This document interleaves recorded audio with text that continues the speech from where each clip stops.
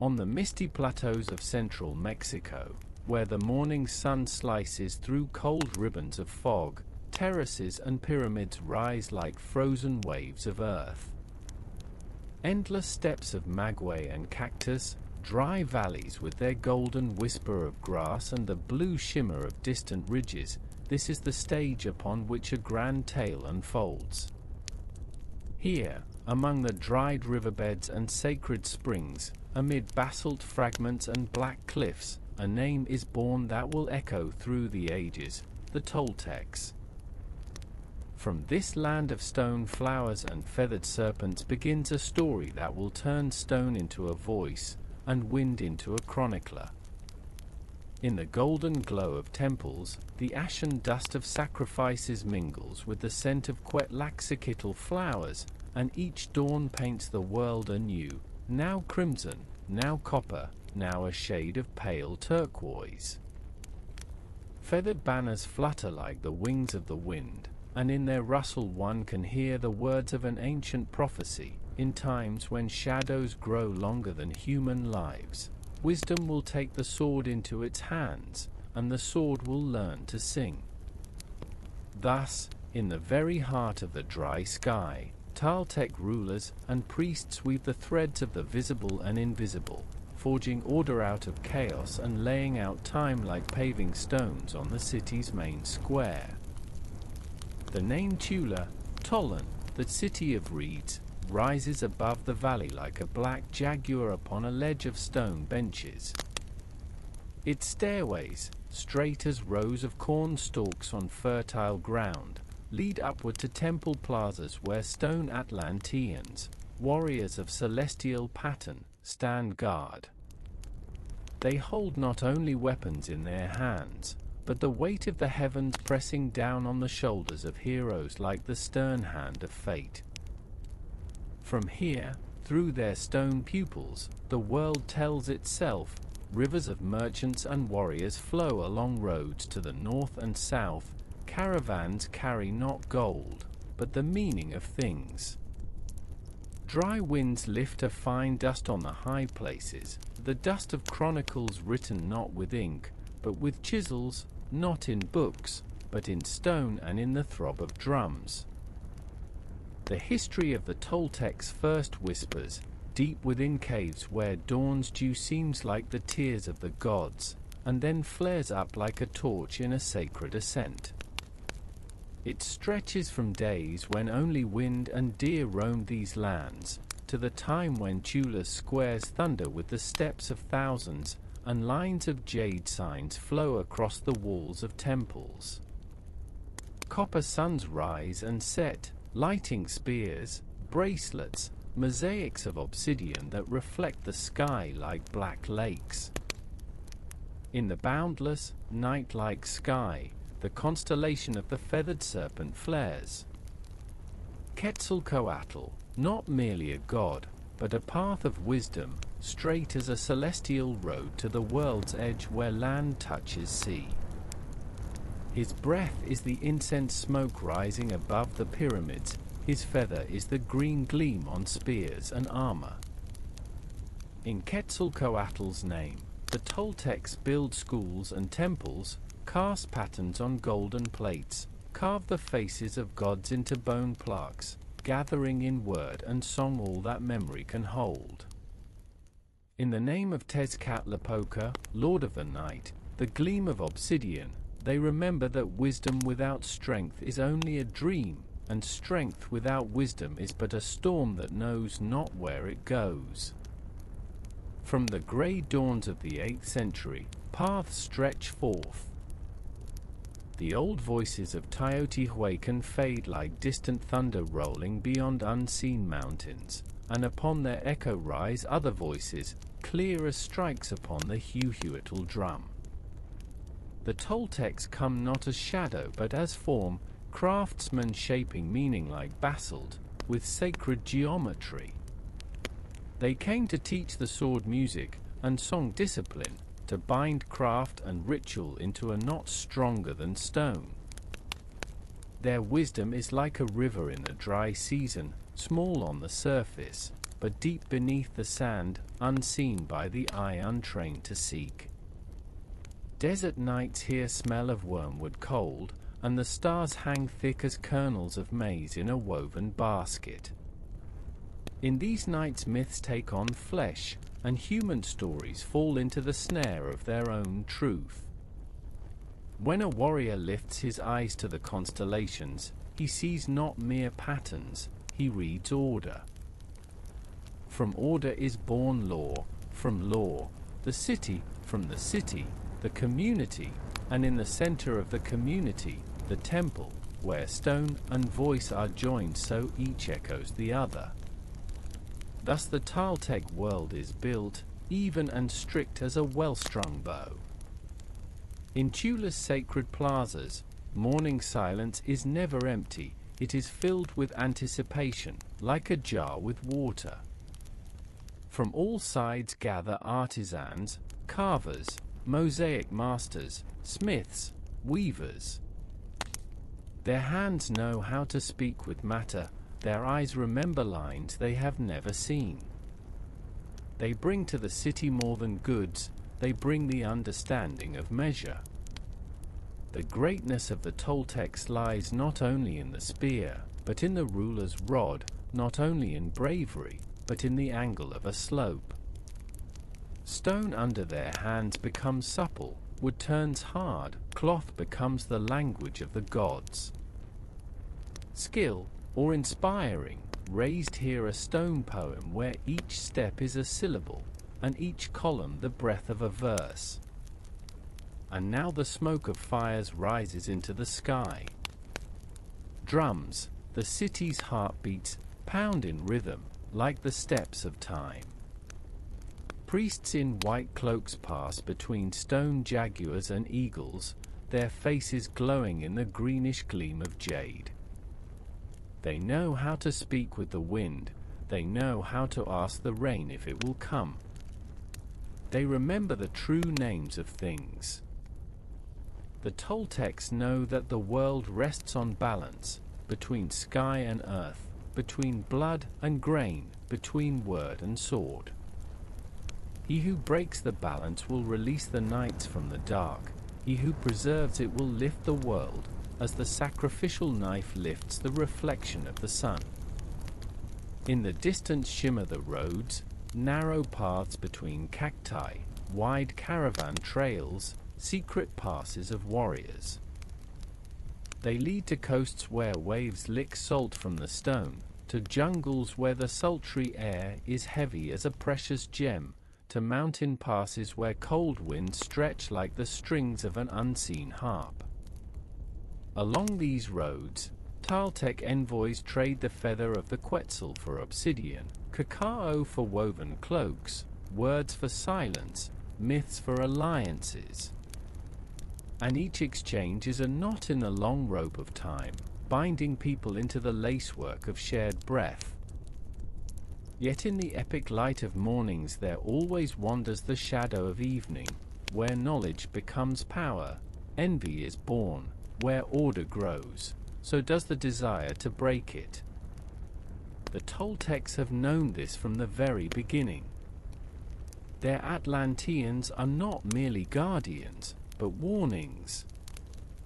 They gaze upon the valley and see the future moving like a flock of dark birds. They hear the arrows of time whistling in the wind. They remember that even stone ages, and a city is like a flower, one day it blooms, another it scatters into dust. But dust is not the end, for dust becomes clay, and clay once more becomes a statue. Between the 8th and 12th centuries, greatness grows, and so does risk. The blades of spears are tempered not only in the blood of enemies, but in the fire of inner doubts. For how can one hold harmony in a world where gods have as many faces as obsidian has reflections? How to give the sword not only strength, but duty? How to teach song not only to praise, but to remember? The Toltec lords seek answers like hunters search for a trail in a stony desert. They know, take a wrong step, and you lose the path, misspeak a word, and you break time. Twilight falls over Tula, and the shadows of columns stretch like long black tongues across the plaza's stones. Somewhere in the high chambers of a jade-eared priest, joy falls silent, for it has already sung its song. Somewhere in a courtyard, a young warrior adjusts the straps of his armor, feeling the cold metal bite into his skin. Somewhere a mother touches her child's forehead, whispering a name that will one day be carved into stone. The city quiets for a moment, but the silence is not forgetfulness. It is the inhale before the next song. And dawn once again slices through the mist. And in that cut is a promise, that memory will not fade, that form will not crumble, that the myth, like a bird with green wings, will again perch on the temple's cornice. From here, at the foot of the pyramids, where stone is still warm from yesterday's sun, our tale exhales into the space of time. We will climb the steps of Toltec glory, enter the workshops of artisans, peer into the darkness of sacred caves, hear the thunder of battles and the whisper of treaties. We will see how from the grain of maize grows not only an ear of corn, but a law, how from the gleam of obsidian is carved not only a knife, but a mirror for the soul, how from the skin of a jaguar they sewed not only a cloak, but an image of power that obliges. This is the beginning. The stone has awakened. The wind has spoken. The name that flies through the ages is again on our lips, the Toltecs. From now until the last line of our journey, we will walk beside them, where the temple's silence is dense as cloth, and where every breath of history smells not of decay, but of incense smoke and fresh wind from the mountains. For the epic frame is already set, and the light has fallen on the square. Only one step remains, and we will enter the history that knows its own weight, its rhythm, and its height. And then, from the depths of silence, comes the sound of the conch shell trumpet, pure and long, like an arrow loosed from darkness toward the light. It rolls through the plazas of Tula, brushes against the stone shoulders of the Atlanteans, and for a moment it seems they might exhale. In reply, the shell bells on the bone belts of dancers begin to chime, and the air is covered with a shimmering net of rhythms. This is how the city breathes. This is how history takes its first step. First to appear are the pupils of the houses of wisdom, Toltec youth, born among the tools of craft and the stern commandments. In their hands are boards marked with the symbols of the days, on their shoulders, thin cotton cloaks, their whiteness cutting the sunlight like a blade. They look at the temple stairs as at the polished surface of time, step by step, you climb not only with the body but also with the heart. In those gazes is a thirst for order, like the thirst of the dry season. After them glides the procession of temperance and strength, elder craftsmen with calloused hands, the skin rough like stone impressions, their palms scented with wood, clay, and the smoke of kilns. Each carries on a small tray of dark wood the symbol of his craft, a chisel, the shuttle of a loom, a stone mortar, a mosaic ring, a bronze gouge. These signs are not merely tools, they are the letters of the city's alphabet, with which Tula writes itself each day. Here, mastery equals prayer. He who holds a knife correctly, holds a word correctly. At the edge of the shadow, like a black tide, stand the eagle and jaguar warriors. Their breastplates, with round discs, glint with sparks of the midday sun, on their left shoulders, leather pads for protection, on their right arms, the dark gleam of obsidian. They are silent, for their language is formation. From their march the stone echoes low, like the hew-hewital drum, and in that bass hums the relentless arithmetic of power, as many spears, as many borders, as many shields, as many wounds avoided. The priests come last, like the shadows of gods detached from the morning light. Their cloaks, embroidered with the symbols of the world's directions, brush softly against the paving stones. On the chest of the high priest hangs a round obsidian mirror, the dark eye of night. In it flickers a reversed world, an inverted plaza, an inverted sky, inverted people. For the one who carries the night, the day always stands upside down. Only balance keeps this inversion in place, only law, fine as a jaguar's hair, keeps the universe from sliding into the abyss. The sun rises higher, and its beam slices through the air like a golden knife. At the top of the temple dances a flame, a small tongue whispering the names of the gods. The name of Quetzalcoatl flies like a green and white feather. The name of Tezcatlipoca vibrates like a black string. Between them is stretched the thread of human fate, thin, yet taut. It cannot be torn without wounding the hand. Thus the Toltecs invented scales that weigh not only grain but words, as much blood, so much rain, as much song, so much peace, as much labor, so much destiny, cast into stone. Caravans enter the city as rivers flow into the sea. They are led by men with watchful eyes who can read the cracks in the mountains as well as the signs on the boards.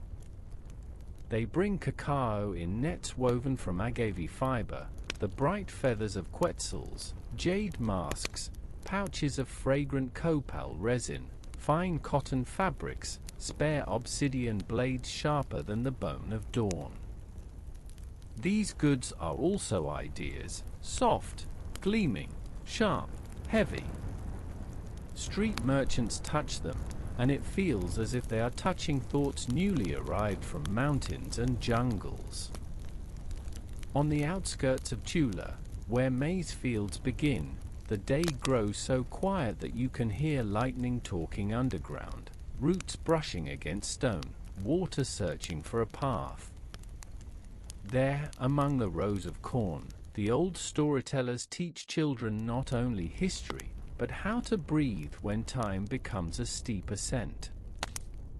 They speak the names of the past slowly. A stone grows in a wall, Teotihuacan, like the echo of a tower, Cholula, like the soft shadow of a great pillar, Tolan, like a sound that holds a shape, and a shape that holds a sound. Words become steps. From the steps one sees fate, and from fate, battles. But for now, in the prologue, peace reigns in the great geometry, the plane of the square, the line of the stairs, the angle of the pyramid, the circle of discs on the chest. They form a clear pattern that could be seen from the flight of a bird, the city like a face, the temple like a pupil, the roads like the wrinkles of experience. When a real Quetzal arrives, it lands on the cornice as if returning to a mirror. In the sacred courtyard, fountains murmur, stone mouths through which water speaks without words. A priestess with a face painted in white stripes holds two bowls, one for the sun, one for the rain. She pours water from one to the other, counting the drops, and each drop is like the name of a people destined to enter this city's organism. The Toltecs know that a people is not merely a crowd of bodies, a people is a rhythm. And rhythm must be guarded like the breath of a sleeping child. When the ruler's name first appears, it is still faceless. Only a shadow on the stairs, only a sign on the wall, a thin feathered serpent touching the sun. Some say it will be the one who will gift the sword with song. Others, that it will be the one who teaches the sword to sing without blood.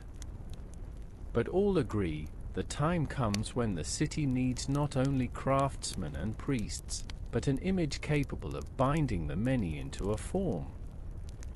A city is like a string of pearls. To keep it from scattering, you need a clasp.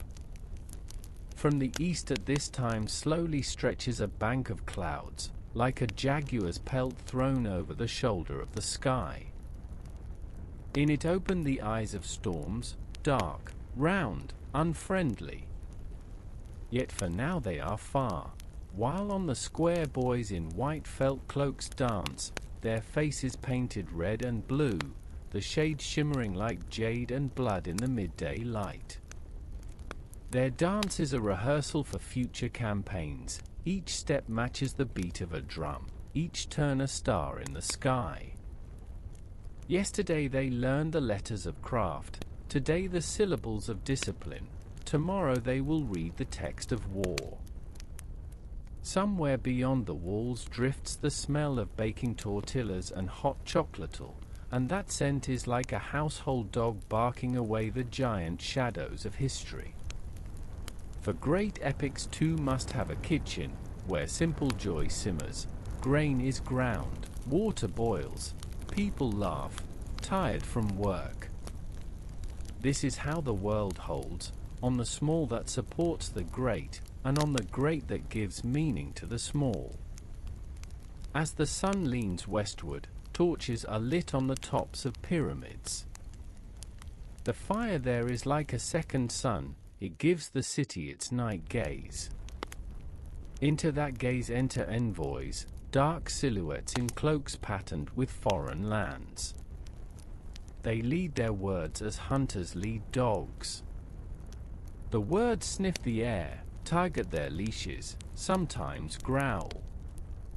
But when they step into the sacred circle of silence beneath the temple, they quiet down and lie still, allowing peace to make its agreements. Thus alliances are prepared. Thus politics is conducted when it holds geometry.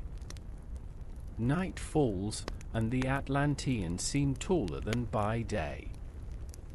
Light flickers on their helmets, and each glint recalls a detail easily lost in a grand tale, a knot on a strap, a scratch on stone, an imperfect line of a chisel. Yet it is these small flaws that give truth. Within great symmetry lives a small imperfection, and it makes the symmetry alive. The Toltecs love perfection but honor imperfection just as a hunter honors a track, for it holds direction. In the night silence the great square becomes a map of the sky. Stars are the fires on the altars of the gods, speaking the names of days to come and roads to converge. The old readers of the calendar sit at the base of the stairs, matching the whispers of the heavens with their long boards covered in rows of signs. They light tallow candles and cast shadows upon the signs, as if fitting tomorrow's flesh to today's skeleton. He who can read the calendar sees that time does not flow forward, but in circles. And if the circles are right, within them there is always room for human will. Far beyond the city, on black cliffs, sit the night hunters, owls. Their eyes catch the firelight, and it seems as though 2 more torches have been lit at the edge of the world. They guard the borders unseen, borders between sleep and waking, between memory and legend. For an epic frame is always a little more than the world, it is also the space where a half-touch of dream is added to reality.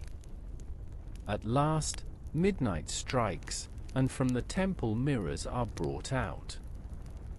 They are placed along the edge of the square so that each catches a fragment of fire and a fragment of sky.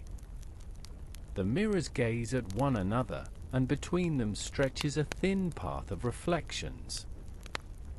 They say that if you walk it without blinking or breathing, you will see how your fate will appear on the day when stone becomes voice. But to walk it is harder than it seems. Every glint is a temptation, every shadow a memory. The Toltecs teach, fate is not what is written, but what is held. When, close to dawn, the fires are swallowed by the first grayness of the sky, someone, perhaps an unnamed pupil, rolls into a scroll all they have seen during the day. The scroll rustles like grass under the feet of a caravan. Within it, the sound of the conch shell trumpet, the steps of warriors, the scent of copal, laughter in the kitchen, the gleam of obsidian, the softness of cotton, the shadows of dancers, the rustle of signs on boards. This is the city, assembled from all the smallest pieces, like a mosaic of tiny stones held together by a single binding word, together. Dawn returns, not as a repetition, but as an answer. A new day enters Tula with the same geometry, but a different meaning. Already within it rings a name not yet announced, already vibrates an event not yet named. For a prologue is not a rigid frame, it is a door on hinges. It stands ajar. And when the winds lift the feathered banners, when the stairs once again become forward and the plaza down, we will step further into the roots that hold the trunk. On the high plateaus of central Mexico, where dawn paints the horizons in copper red and gold, lie the lands that kept the secrets of a great people.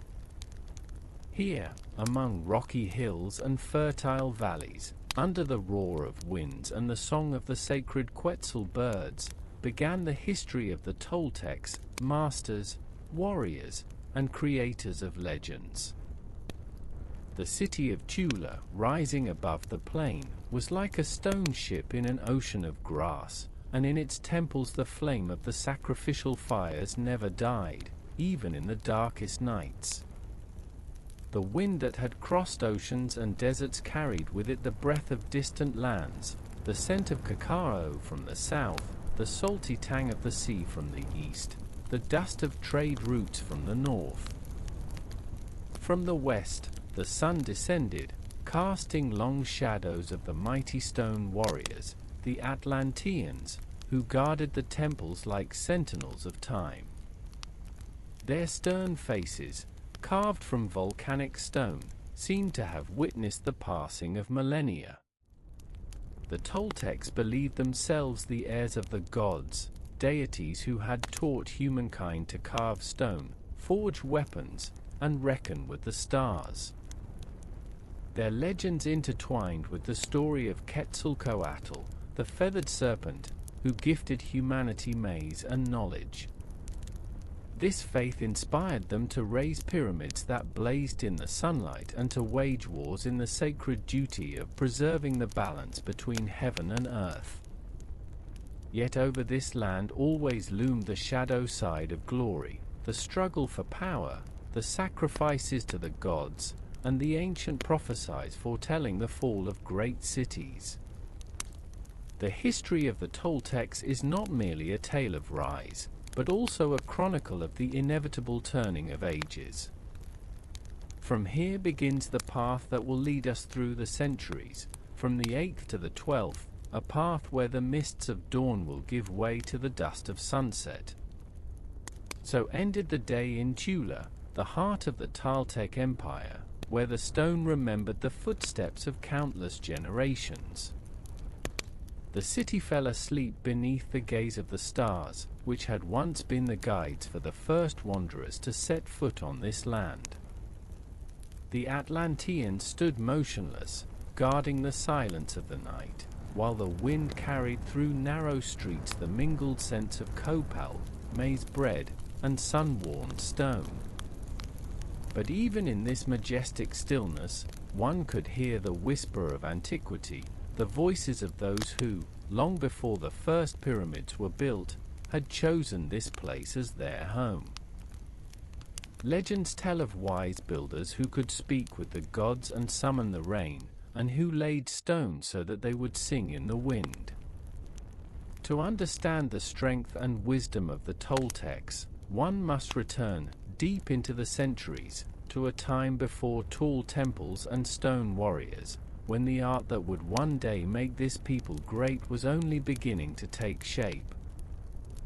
And so, before we climb the steps of history into the height of their glory, we will descend into the roots, to the place where the Song of Stone was born, and where the people whose fate would become legend first emerged.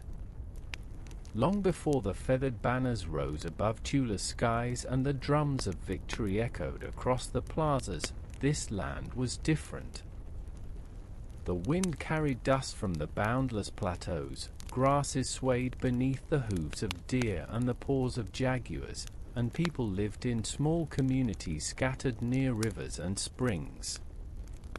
These were the descendants of ancient tribes who still remembered the long journey from the north, from lands where winter lasted for many months and snow covered the earth like a white shroud. Around the 8th century, these migrants arrived in central Mexico, bringing with them not only weapons and crafts, but also the memory of their gods and ancestral customs. They settled where the soil was fertile and water flowed close to the surface. The first villages grew along the Tula and Mogote rivers, in valleys that yielded rich harvests of maize, beans, and amaranth.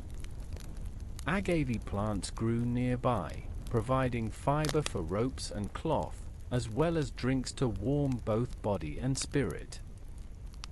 Archaeological finds tell us that even then they had mastered working obsidian, the black glass of volcanoes. Its blades were so sharp they could cut skin with a single touch, and they served both hunting and ritual purposes. Stone tools, ornaments made from shells and bone, clay vessels, all of these testify that, even in these early communities, there already lived the shadow of future greatness. Their world was deeply intertwined with nature. Storms came down from the mountains, and the community would gather in open spaces to offer sacrifices to the rain god so that the rivers might swell. The sun was not just a celestial light, it was the keeper of time, upon which harvest and life depended.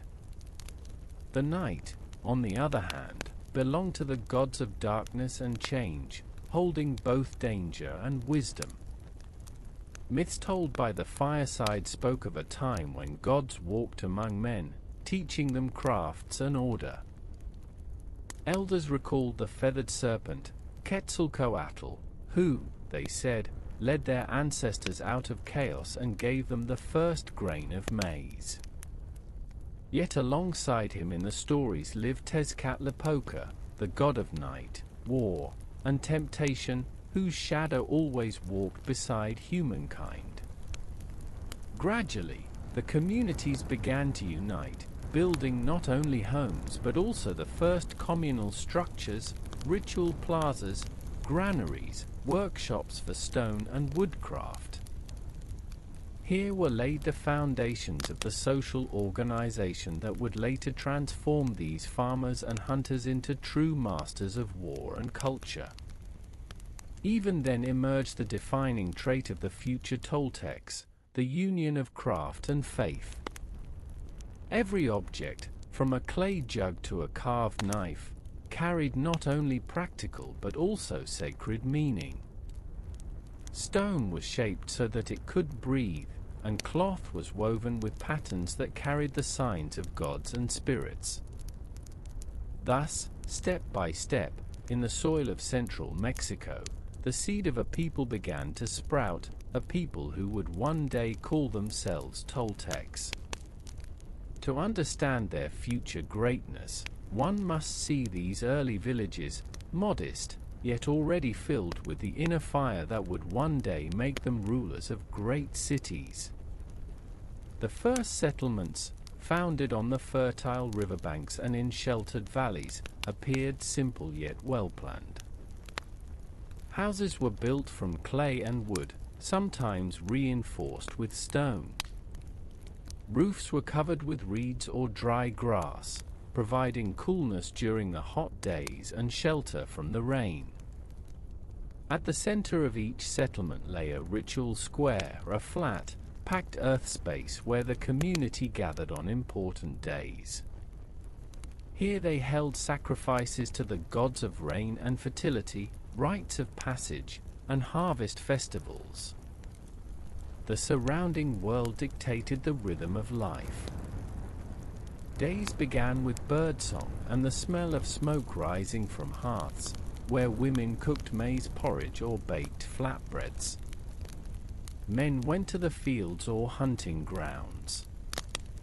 Bone and wood traps were set in the thickets for small game, while hunters with bows headed into the mountains for deer or into the lowlands for peccaries and tapirs. Fishing was common too. Rivers yielded eels and small fish, which were dried or smoked for storage. But the people were nourished not by the land alone. The ancient trade trails of their distant ancestors came to life once more. From the south came merchants with cacao, cotton cloth, and the bright feathers of tropical birds. From the north came flint, mountain herbs, medicinal resins, and salt. Exchange was not merely economic, it was a cultural bridge. Each new object or plant brought with it legends, songs, and sometimes new gods who found a place in the growing pantheon. Religion in this era was vivid and multifaceted. The spirits of the mountains protected the villages from storms and raiders, the spirits of the waters guarded against drought, the spirits of fire kept the darkness at bay. Every family had its own household altar, and the community maintained shared sanctuaries under the open sky.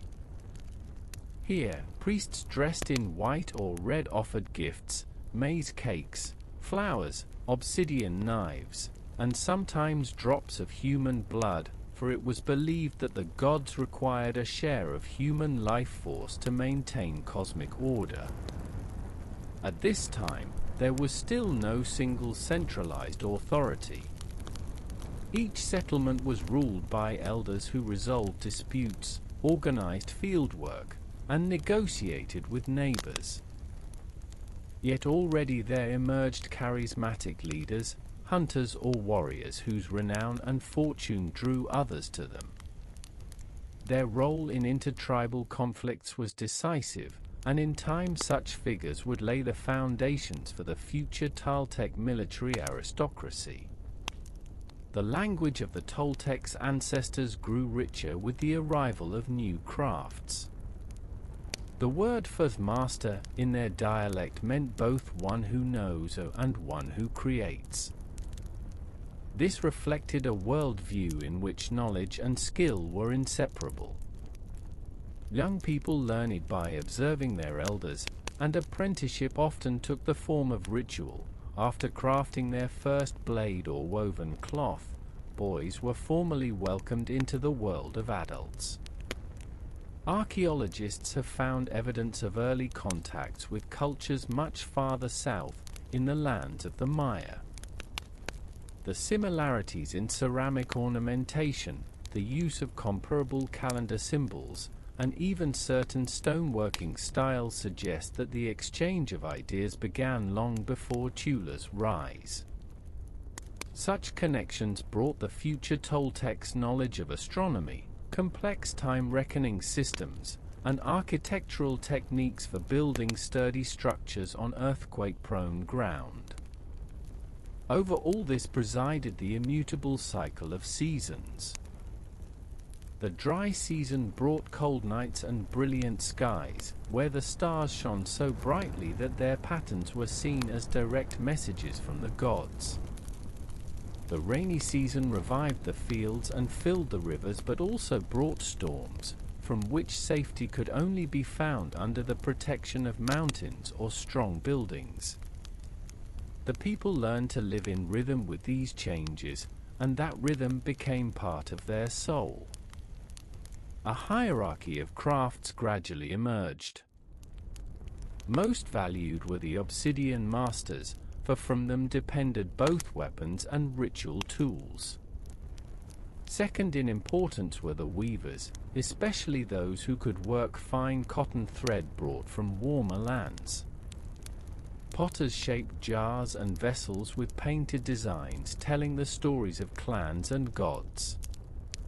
Each craft had its secrets, passed down through generations. An essential aspect of these early societies was preparation for war. Even in relatively peaceful times, men trained in the use of spears, bows, and sling stones. Young warriors learned to move silently, blend into vegetation, and track an enemy by his footprints. For although farming was the foundation of life, the threat of raids from neighboring tribes was ever present. Beliefs that united agricultural and martial life formed a unique mentality. The enemy was not just a danger, he was part of the great balance, in which victory and defeat held cosmic meaning. Victory brought honor not only to the warrior but to the whole clan. Defeat was seen as a sign from the gods that the path must be changed. Thus, step by step, throughout the 8th and 9th centuries, there grew a network of settlements that farmed, traded, fought, and celebrated together. Within this network, the first centers of power began to emerge, from which, in time, would rise Tolan, the city that would become the heart of the Toltecs civilization. The gradual consolidation of settlements led to the inevitable. Places appeared that no longer lived solely by their own rhythms but began to draw in surrounding communities, becoming hubs of authority. One such place was a small but strategically located valley, encircled by hills that formed a natural amphitheater.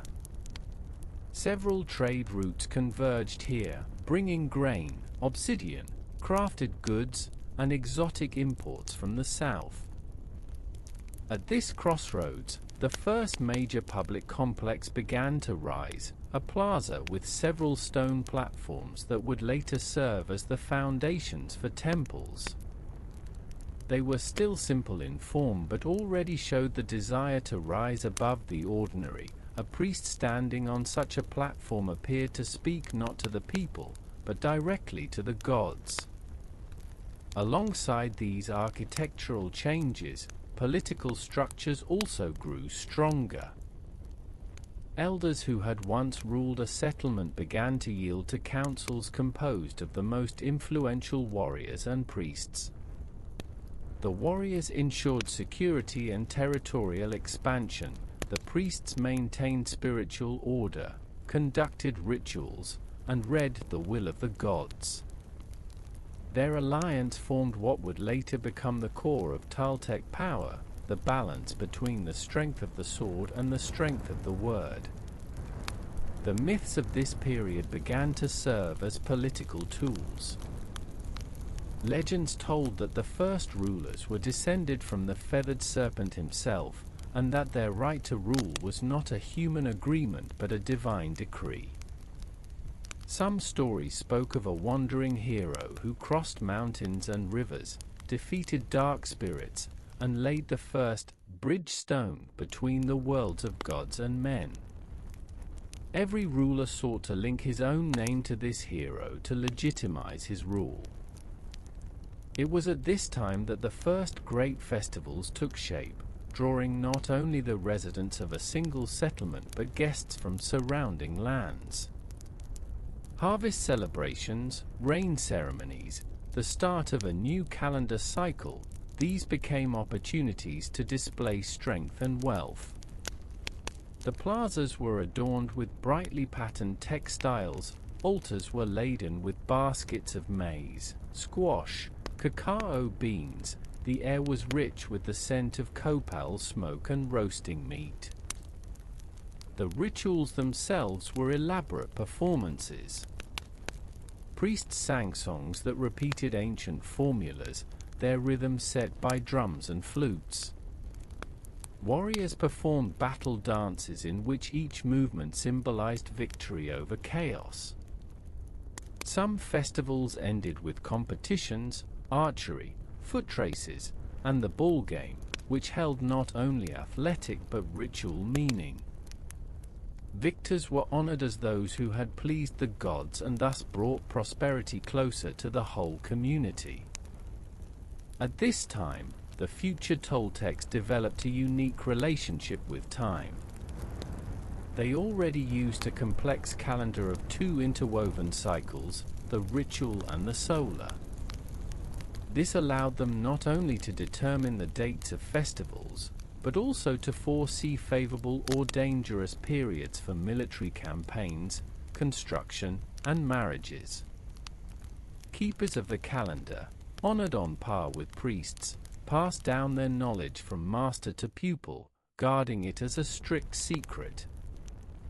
Equally important was their mastery of stone construction in ways that ensured buildings would outlast generations. Using local limestone and basalt, they built structures on elevated ground, reinforcing their foundations to withstand both time and the forces of nature. Already by then, the first carved slabs appeared, marked with symbols and figures that likely served as a kind of chronicle, commemorating important events, wars, and alliances. Yet with growth came conflict. Wealthy settlements became targets for neighboring groups seeking to seize their stores and skilled craftsmen. This drove the need for stronger defenses, permanent warrior bands, and even marriage alliances with other communities to form powerful coalitions. Over time, these very coalitions would lay the groundwork for the political entity of the Toltecs. The memory of ancestors and the first centers of authority endured in oral tradition long after they had become true cities. In the people's mind, they were not merely a beginning, but proof that the Toltecs were a chosen people, capable of taking chaos and shaping it into order. And though centuries still remained before their full rise, even then the seeds of future greatness were visible.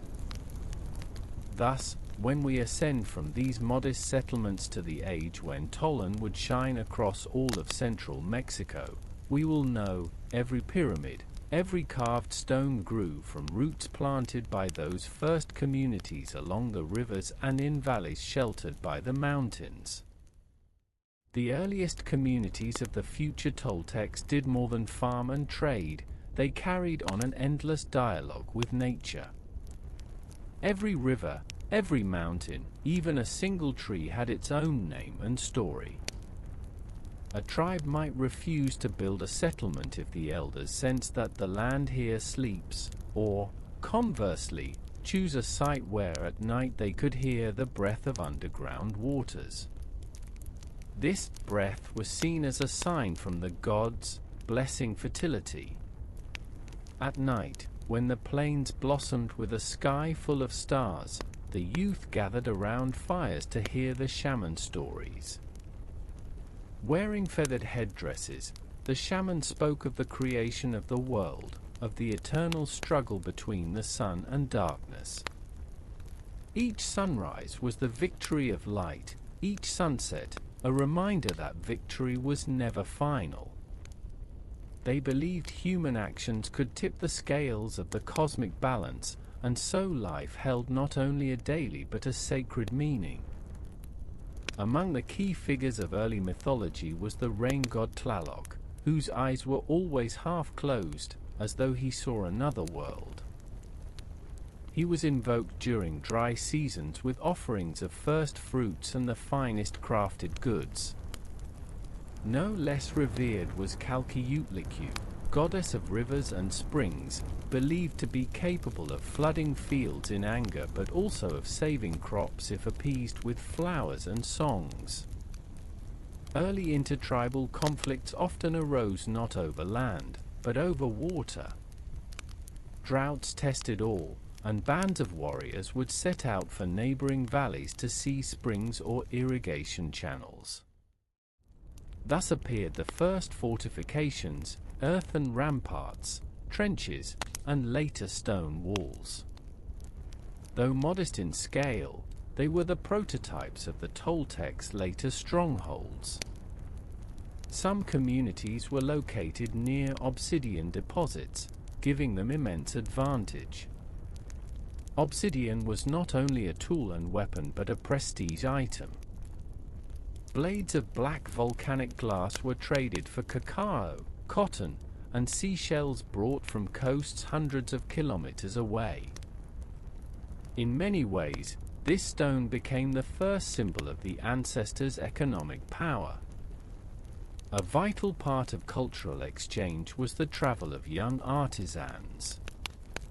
They were sent to distant tribes to learn new techniques, wood carving, pottery, weaving. Upon returning, they brought not only skills, but also foreign legends, customs, and sometimes new artistic styles. This enriched the culture, later giving the Toltecs the ability to integrate peoples of many lands into their civilization. The social structure of these early communities gradually became more complex. In addition to elders, there appeared individuals responsible for organizing labor, distributing harvests, keeping accounts, and recording events on wooden or clay tablets. These first scribes kept records not only of supplies but also of key moments in community life, births, marriages, victories in war, the arrival of important guests. Perhaps the most striking feature of these early stages was how ritual and daily life were inseparable. Growing maize, for example, was not merely an agricultural act. Planting was accompanied by song and dance. The first sprout was adorned with a string of colored fiber. At harvest, a few ears of corn were always left in the field as payment to the earth so that she would yield again next year. Through trade and marriage alliances, communities broadened their horizons. Some warriors served as mercenaries in distant cities, bringing home new combat techniques and weapons. Others guarded trade caravans, forging connections with far-off regions. It was in this era that the first large tribal confederations appeared, direct forerunners of the Toltec state. All this unfolded against a backdrop of slow but profound changes in worldview. People began to realize that their strength lay not only in craftsmanship or warriors' courage, but in their ability to live in harmony with one another. From this understanding arose customs and rules that would later become laws. Toltec tradition still preserves the names of the first leaders who united scattered communities. Their stories are so deeply entwined with myth that separating fact from legend is almost impossible. Elders told of the first of them, known as Huaysinmecatl, born under the sign of two suns. This rare celestial event, when a solar halo appears in the sky, was seen as a direct blessing from the gods. Huaysinmecatl was said to be not only a warrior but also a priest, credited with the ability to speak to stone, to touch a boulder and tell whether it was fit for building a temple or for crafting a ritual blade. It was he who is said to have ordered the construction of the first great altar to the feathered serpent, adorned with obsidian and turquoise mosaics. Another legendary ruler, Tenochtitl, entered history as the gatherer of water. He is said to have built the first irrigation canals from the Tula River, making surrounding fields fertile and doubling harvests. His name is still heard in songs that praise the power of the man who tamed a natural force. Sacred places of this period were not only religious centers but also beacons of identity. Most famous was the Cave of the Four Spirits. Legend held that four original tribes emerged from it to form the future people. A fire was kept burning there at all times, and the smoke rising from its opening was believed to ward off evil spirits. Only priests and chosen warriors could enter, each visit preceded by a complex purification rite. Another holy site was the Mountain of the Eagle, its summit shaped like an eagle's outstretched wings. It was believed that here the gods granted warriors strength and sharp vision. Before important campaigns, bands of warriors would come to leave offerings, obsidian points, quetzal feathers, bone amulets. The Great Stone of the Sun also held special significance, a round slab carved with symbols, standing in the center of one of the earliest settlements. It served as both a calendar and the place where elders' decisions were proclaimed. During solstices, a shadow fell across the stone, marking the beginning of a new ritual cycle. Legends of these first rulers and sacred sites shaped collective memory and identity. A child who heard tales of Huaysinmecatl or Tenecatl grew up feeling they belonged to a people destined for greatness. And a warrior standing on the Mountain of the Eagle believed his arrow flew farther and truer because it was guided by the feathered serpent himself. Thus, long before Tolan was built and the Age of Power began, the Toltecs already held a clear vision of their divine origin and right to rule. This awareness was the cement that bound their communities together, even in times of trial. Gradually, sacred sites that had been only ritual centers began to grow homes, workshops, and markets. Where once people gathered only for festivals or rites, fires now burned daily, stonecutters' hammers rang, looms clattered, and merchants' shouts filled the air. People lived near temples not only from devotion, it was safer there, guarded by warriors, and the granaries and tools were kept in communal storehouses. Around the Mountain of the Eagle rose the first stone platforms for councils and assemblies. Near the Great Stone of the Sun, long rows of stalls and awnings were set up for trading pottery, textiles, jewelry, and food. The Cave of the Four Spirits became the place where youth were initiated and where elders met before making important decisions. As crafts developed, the need for organized labor and division of duties grew. Specialized quarters appeared for craftsmen, warriors, and priests. These were no longer mere villages. Their scale and complexity resembled the embryos of cities. They had their own trade rules, taxes in the form of harvest shares or crafted goods, and disputes were settled by appointed judges. Power increasingly concentrated in the hands of those who could unite military strength, religious authority, and economic influence. These were no longer just elders or priests, but figures who thought on a larger scale, negotiating with neighboring communities, forging alliances, planning grand construction projects and military campaigns. It was in this period that the people began to see themselves as one, not just a cluster of tribes, but a community with a shared culture, gods, and purpose. Myths of divine origin no longer merely inspired, they justified the right to rule. The memory of legendary rulers and sacred places created a shared history that could be passed down as proof of unbroken tradition. And so, from the union of stone and legend, ritual and trade, arose the first true centers that would, in time, become the strongholds of a new power. The streets once trodden only by pilgrims and merchants would soon see processions of armed warriors. Master builders would lift stone blocks to heights never before imagined, and the roll of drums would drown out even the wind's song over the plains. Soon, the age of first roots would give way to the age of flowering. But in the hearts of those who lived then already burned the certainty: their time was coming, and no force on earth could halt the march of this new people.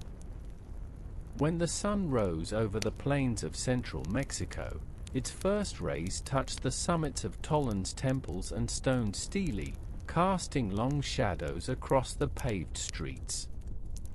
The city, once merely a gathering of settlements, now shone with power and wealth.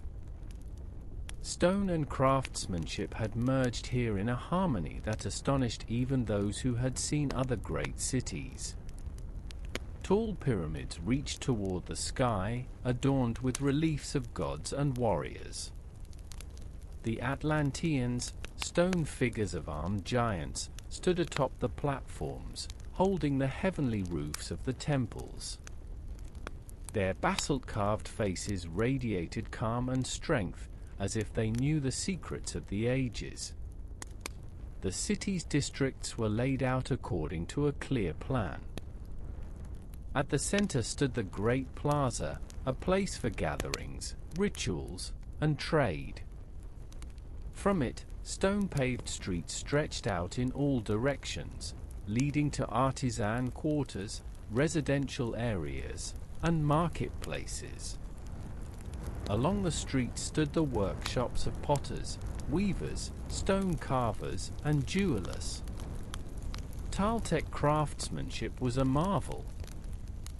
Their obsidian work was famed for its sharpness and elegance. Their pottery was thin-walled and decorated with intricate geometric patterns. Their textiles, woven from cotton and agave, were dyed in vivid colors using plant and mineral pigments.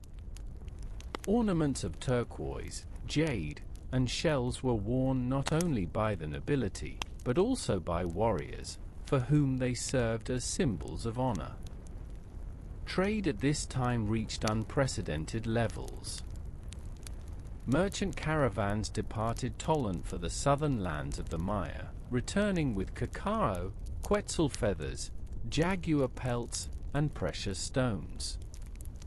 From the north came obsidian, furs, and blocks of salt.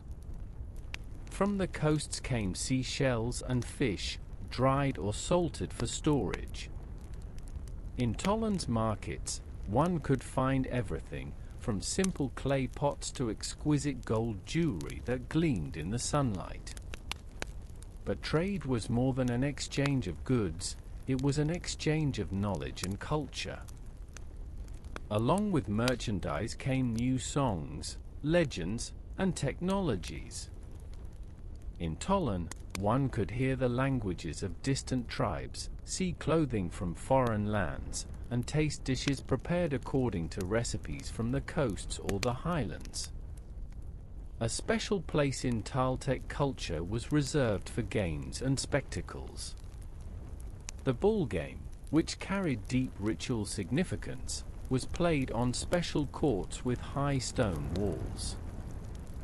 Players, wearing protective belts and knee guards, strove to strike the ball using only their hips or shoulders, aiming to pass it through a stone ring set high on the wall.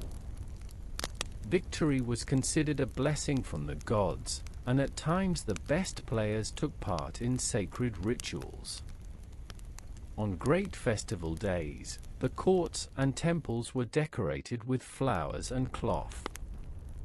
Priests, in magnificent headdresses of quetzal and eagle feathers, performed rituals that combined song, dance, and sacrifice. Drums and flute set a rhythm in which the dancers' steps merged with the heartbeats of the spectators.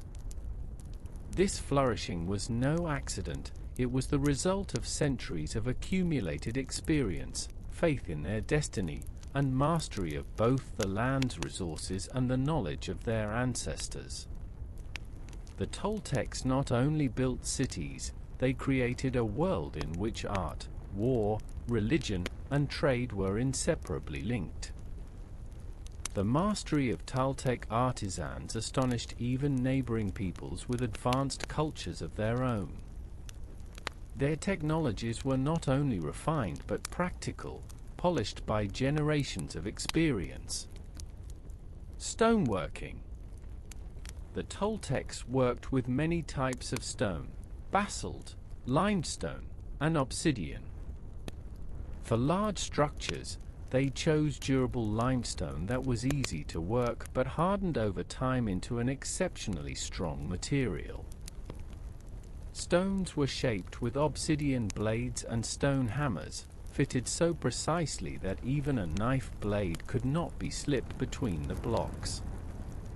Some Tolan temples still impress with this precision. For reliefs, they used deep carving techniques, creating images of gods, warriors, and mythical creatures with extraordinary detail.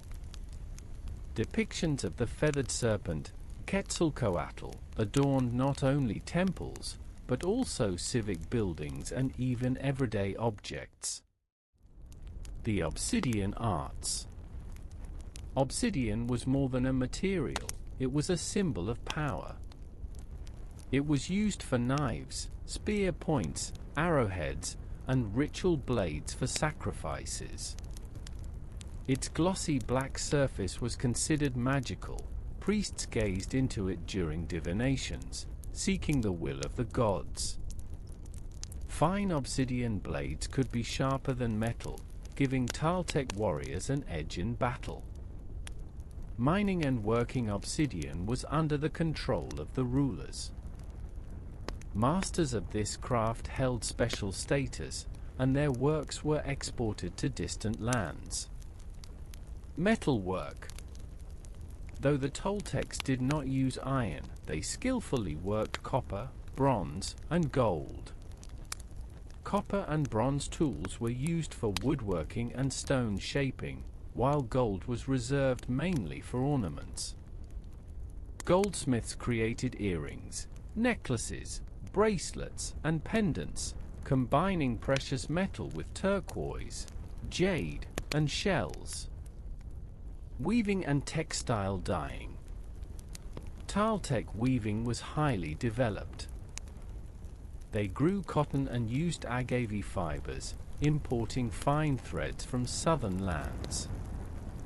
Fabrics were dyed with natural pigments: blue from indigo, red from cochineal, yellow from periwinkle and safflower flowers. Patterns had symbolic meaning. Wavy lines represented water, zigzags lightning, circles the sun. Some textiles were so valuable they served as currency in major transactions.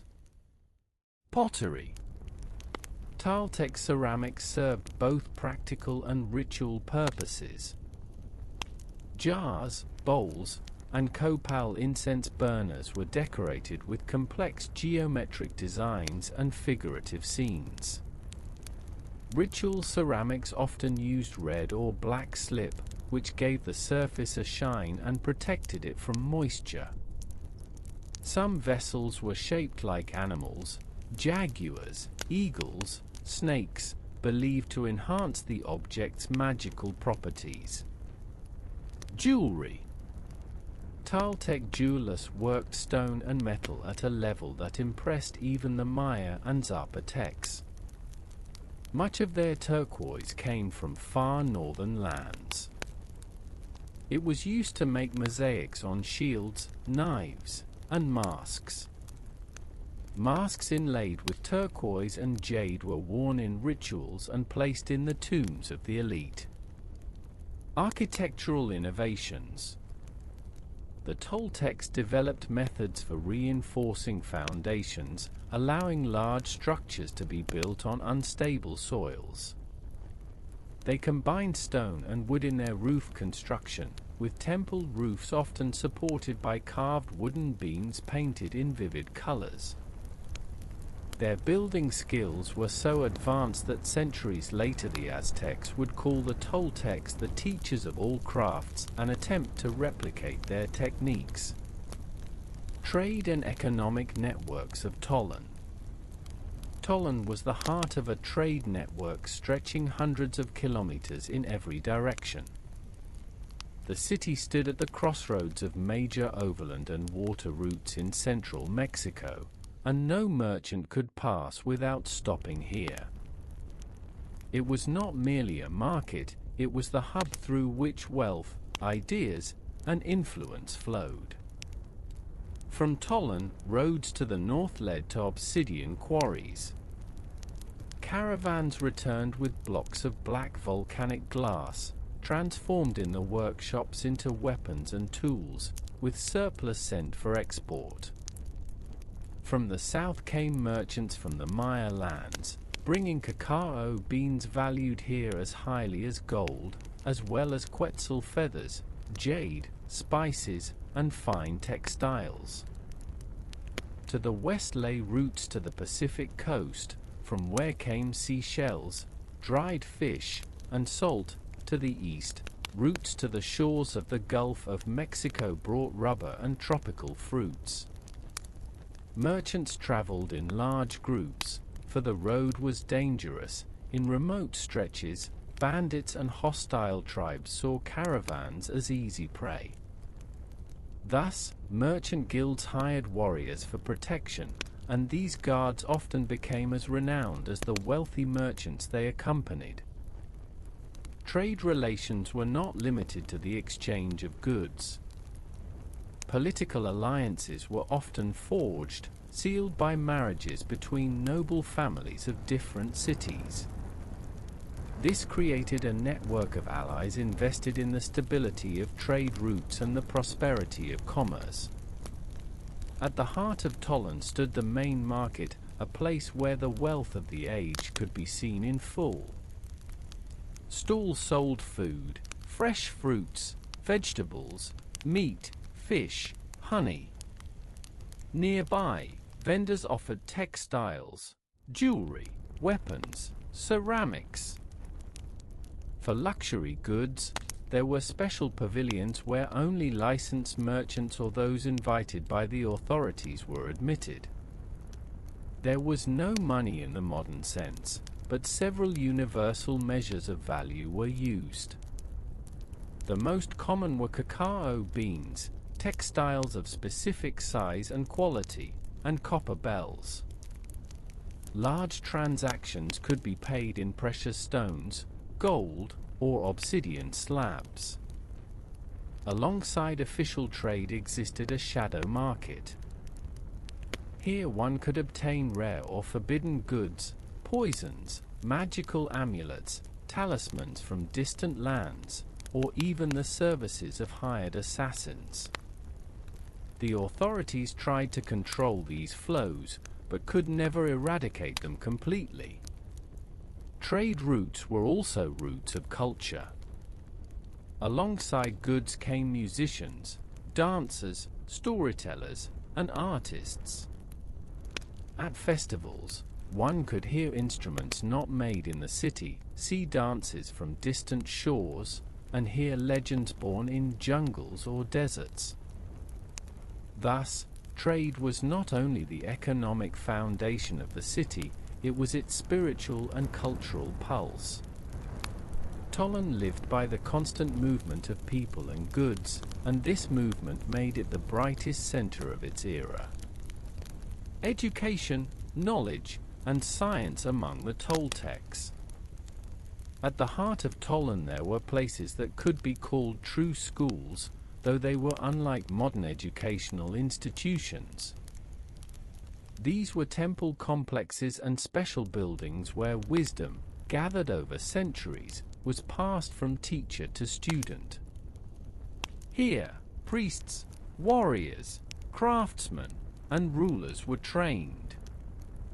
Priestly education. Future priests underwent a strict, years-long course of study. They learned mythology, sacred songs, rituals, the interpretation of dreams, symbols, and omens. Special attention was given to calendars and astronomy. Priests were the keepers of the 260-day ritual cycle and the 365-day solar cycle. They recorded eclipses, lunar phases, and planetary movements, and based on these observations determined the most auspicious days for construction, trade, or military campaigns. The ability to read and write hieroglyphs was a privilege reserved for priests and the nobility. Inscriptions on stelae and codices preserved not only history but also laws, treaties, and chronicles of important events. Warrior education. Young warriors were trained in special schools where they not only mastered weapons but also learned tactics, strategy, and discipline. Great importance was placed on the rituals of warrior honor. Students had to understand not only the technique of combat but also the spiritual meaning of the warrior's path. It was believed that a true warrior must be ready to sacrifice his life for the community and the gods. Architecture and engineering education. Toltec architects and builders passed down their knowledge within families and craft guilds.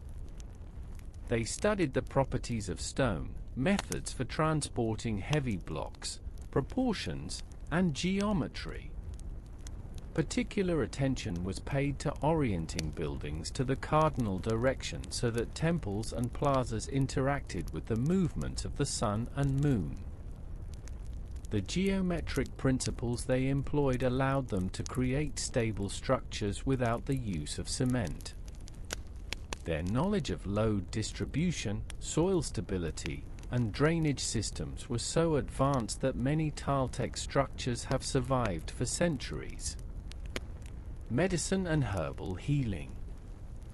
The Toltecs knew hundreds of medicinal plants and their applications. Healers prepared decoctions, ointments, and infusions, and used massage and steam baths, temazcalis, for healing and purification. They could set broken bones, treat battle wounds, and stop bleeding. Medicine was closely tied to magic. Treatments were accompanied by incantations, prayers, and rituals, since illness was seen not only as a physical ailment but as a spiritual imbalance. Astronomy and mathematics. Toltec astronomical knowledge was remarkably precise. They knew that a year lasted 365 days and adjusted their calendar with correction days to avoid seasonal drift. Pyramids and observatories were aligned so that during solstices and equinoxes, sunlight would fall on specific points, creating symbolic shadows, for example, the image of a serpent slithering down a temple staircase. Mathematics was based on a vigesimal, base 20 system, using symbols for 0, units, and 20s. This allowed them to perform complex calculations for construction, taxation, and calendar computations. Art as part of education. Toltec education was never purely practical. They believed a complete person should know the songs, poems, dances, and legends of their people.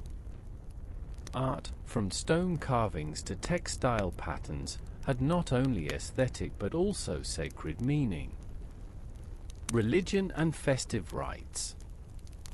Toltec religion was the foundation of their worldview, and rituals were the heartbeat of city life. In Tolan, not a day passed without the smoke of copal rising above the temples and drums beating the sacred rhythm. Pantheon of gods. At the head of the divine hierarchy stood Quetzalcoatl, the feathered serpent, god of wisdom, wind, crafts, and fertility. He was depicted as a serpent covered in quetzal feathers or as a man wearing a beak-like mask. Quetzalcoatl was the patron of priests and craftsmen, the symbol of harmony between earth and sky. His counterpart in the pantheon was Tezcatlipoca, god of night, war, magic, and change. He was honored as the one who brought trials, but also purification and strength. His symbol was an obsidian mirror, in which one could see both the past and the future. Tlaloc, the god of rain, thunder, and harvests, held an important place. His blessing brought abundant crops, while his wrath could mean drought or devastating floods. His wife, Calciutlicu, goddess of rivers, lakes, and springs, was also venerated. Xochiquetzal, goddess of flowers, love, and art, was honored as the patroness of dance and song. Temples and sacred places. At the center of Tolan rose the main temples, each dedicated to a different deity. The tallest, the Temple of Quetzalcoatl, had terraces adorned with serpent and warrior reliefs, and atop it stood for stone Atlantean supporting the temple roof. Sacred ball courts also held ritual significance. The game was seen as a contest between the forces of light and darkness, with cosmic meaning in its outcome. Major festivals. The Toltec calendar was filled with festivals, but the most important coincided with astronomical events, solstices, equinoxes, and eclipses. During the spring equinox, the Temple of Quetzalcoatl hosted the descent of the serpent ritual. At sunset, the shadow of the pyramid staircase created the illusion of a giant serpent slithering down to bless the earth. Priests in white robes and Quetzal plumes offered flowers, maize, and cacao. The Festival of Rain in honor of Tlaloc was marked by processions of children and youths carrying jars of water from different sources, pouring them into the city's central basin, a symbol of the unity of rivers and fertility. Tezcatlipoca's festival involved ritual combats among warriors, demonstrating strength and courage. The celebration often ended with a grand feast where the ruler personally rewarded the bravest fighters. Rituals and sacrifices. Sacrifices played a major role in Toltec religion. These could be flowers, food, and gemstones, but sometimes human lives, especially during significant events like temple dedications, the start of a war, or the celebration of a great victory. In Quetzalcoatl's cult, human sacrifices were rare. He preferred symbolic offerings, birds, serpents, and precious stones. Dance and music. Music was an inseparable part of any celebration. They used drums, huhuatl, clay and bone flutes, and conch shells as horns. Dances had precise movements, each carrying symbolic meaning: the steps of a warrior, the flight of a bird, the winding of a serpent. Festivals not only reinforced faith but reminded people of their shared identity. They created the sense that the Toltecs were not just a people, but part of a greater cosmic order in which everyone had a role. Political system and social hierarchy. The Toltec state was built on a combination of military strength, religious authority, and economic power. These elements intertwined to form a system in which everyone knew their place and understood their duties. Supreme ruler. At the top stood the Tlatoani, the supreme ruler, regarded not only as a political leader but also as the representative of the gods on earth. His power was nearly absolute, but supported by a council of elders and high priests. The Tlatoani decided matters of war and peace, controlled trade, and appointed governors of cities and provinces.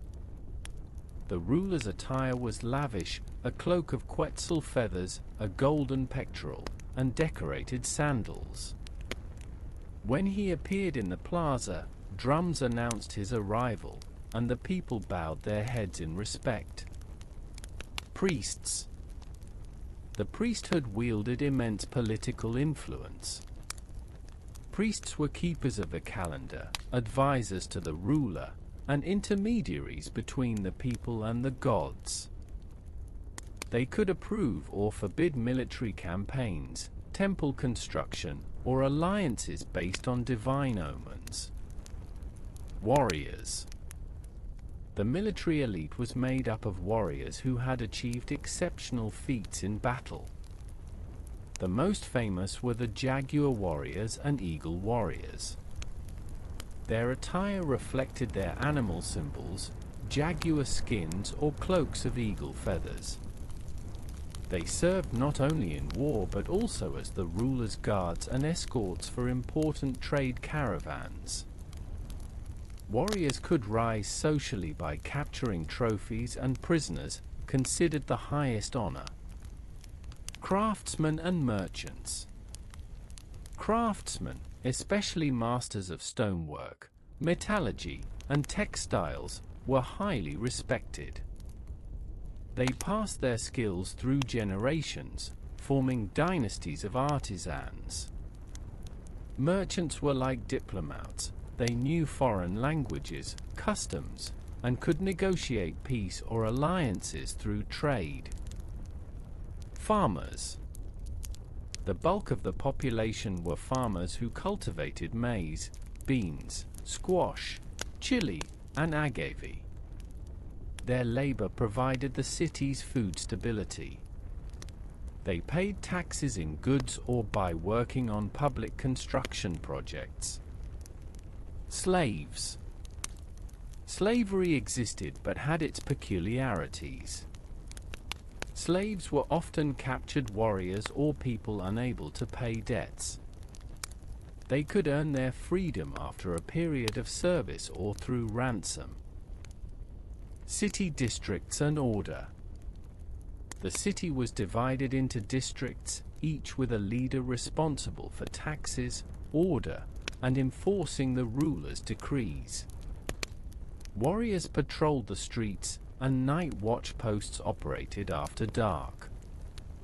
This structure allowed the Toltecs to maintain balance between central authority and local communities. Thanks to it, Tolan not only expanded its influence but also preserved internal stability even during times of external threats. Inner life and everyday living. The daily rhythm of Tolan was filled with sounds, scents, and movement. Each morning the city awoke to the songs of birds and the bustle of the market, which began its work even before sunrise. Housing. Most houses were built from adobe bricks or stone, coated with plaster and painted in bright colors. Wealthy families had two-story homes with inner courtyards, wells, and guest rooms. Such houses often included storage rooms, separate kitchens, and even small shrines. Poorer families lived in single-story houses with 1 or 2 rooms, yet they still sought to decorate their homes with woven rugs, painted walls, or carved door frames. Food. The Toltec diet was rich and varied. The staple was maize, from which tortillas, porridges, and tamales were made. Beans, squash, and chili peppers were common additions. Meat, turkey, quail, and game was available to the wealthy, while others ate it mainly during festivals. Fish and seafood often reached Toltec tables thanks to extensive trade networks. A special delicacy was a chocolate drink made from cacao beans, served whipped and flavored with vanilla, honey, or chili. Clothing. Clothing reflected social status. Men wore short cloaks, tilmatli, and loincloths, maxtlatl, while women wore long skirts, quaitel, and blouses, huiple. The wealthy adorned their garments with embroidery, feathers, and precious stones.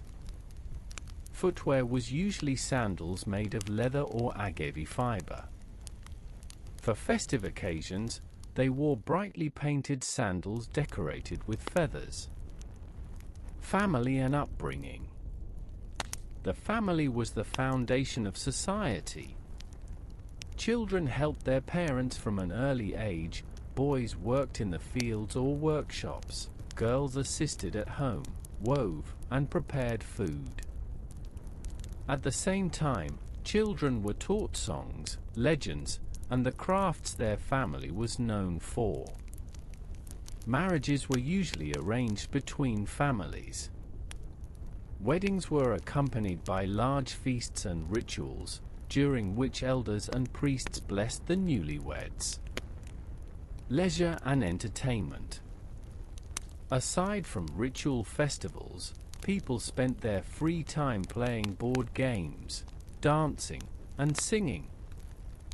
The ball game was particularly popular, often held between neighboring districts as a symbol of friendship or rivalry. Hygiene and health. The Toltecs valued cleanliness. Many houses had baths, temazcales, where steam treatments were combined with massage and herbal rubs. This was not only pleasant but also beneficial for health. Urban space.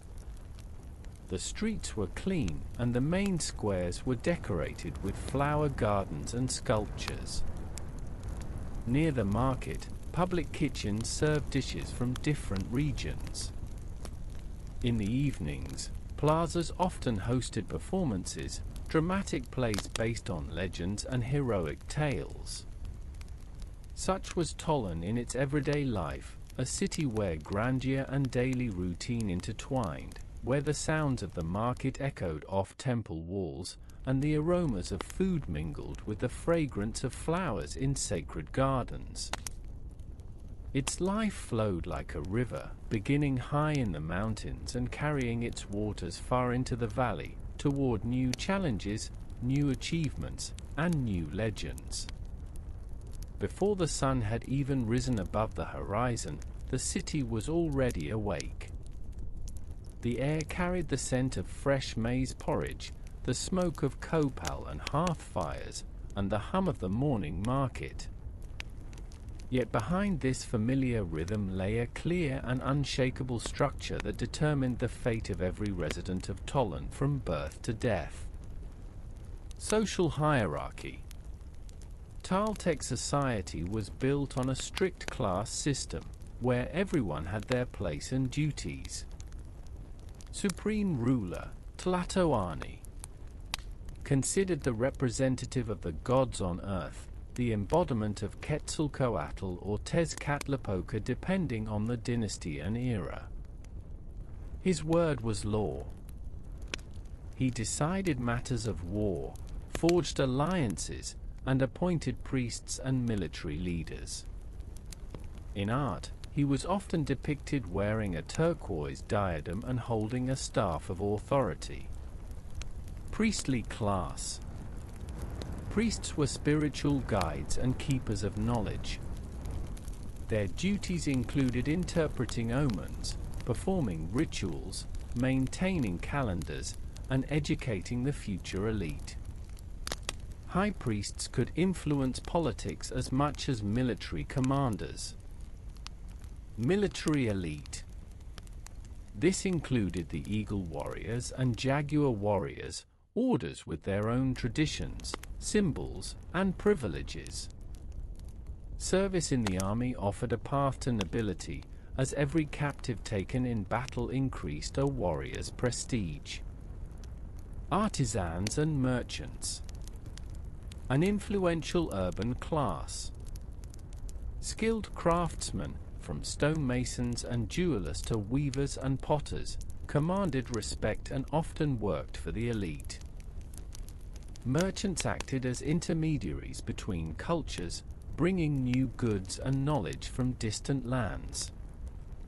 Farmers. the most numerous class, feeding the entire state. They cultivated maize, beans, squash, and also tended agave plantations and fruit orchards. Farmers paid taxes in produce or by fulfilling labor obligations. Slaves. Toltec slavery was not hereditary and was often temporary. Slaves were usually war captives or debtors. They could work off their debt or be ransomed by their families. Moral values and upbringing. Toltec society valued discipline, honor, and respect for ancestors. Children were taught from an early age. Honesty, deceit was considered a crime not only against people but also against the gods. Courage, cowardice was a disgrace that could haunt a family for generations. Diligence, laziness was seen as a sin that disrupted the harmony of society. Parents and elders had the right to instruct and even punish youth if they broke customs. Beliefs and worldview. The Toltecs saw the world as an intricate weaving of two realms. Tonal, the visible, material world, governed by the laws of nature.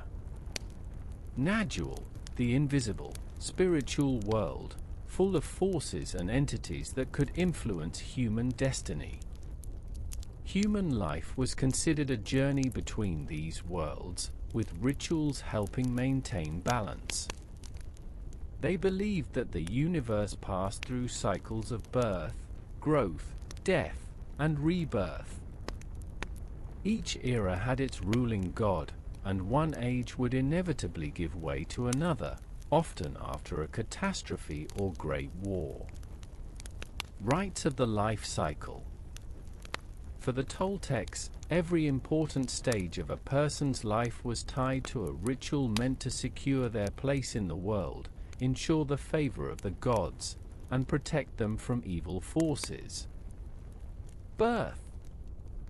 The arrival of a child was seen not only as a joy but as a sacred gift. Birth was attended by an elder woman of the community, serving as both midwife and spiritual guide. Immediately after birth, the newborn was bathed in pure water with flower petals and drops of honey, symbols of purity and a sweet life. A name was given on the 5th or 7th day, depending on the sign in the ritual calendar. Names were often linked to natural phenomena or animals with protective power, for example, jaguar star or rain flower. Great religious festivals and public rituals. Spring Equinox Festival. The grandest and most famous celebration was the Spring Equinox, dedicated to Quetzalcoatl. On this day, thousands gathered on the central square before the main pyramid. At sunset, the shadow of the pyramid staircase would slowly come alive, forming the image of the feathered serpent descending from the summit to the earth.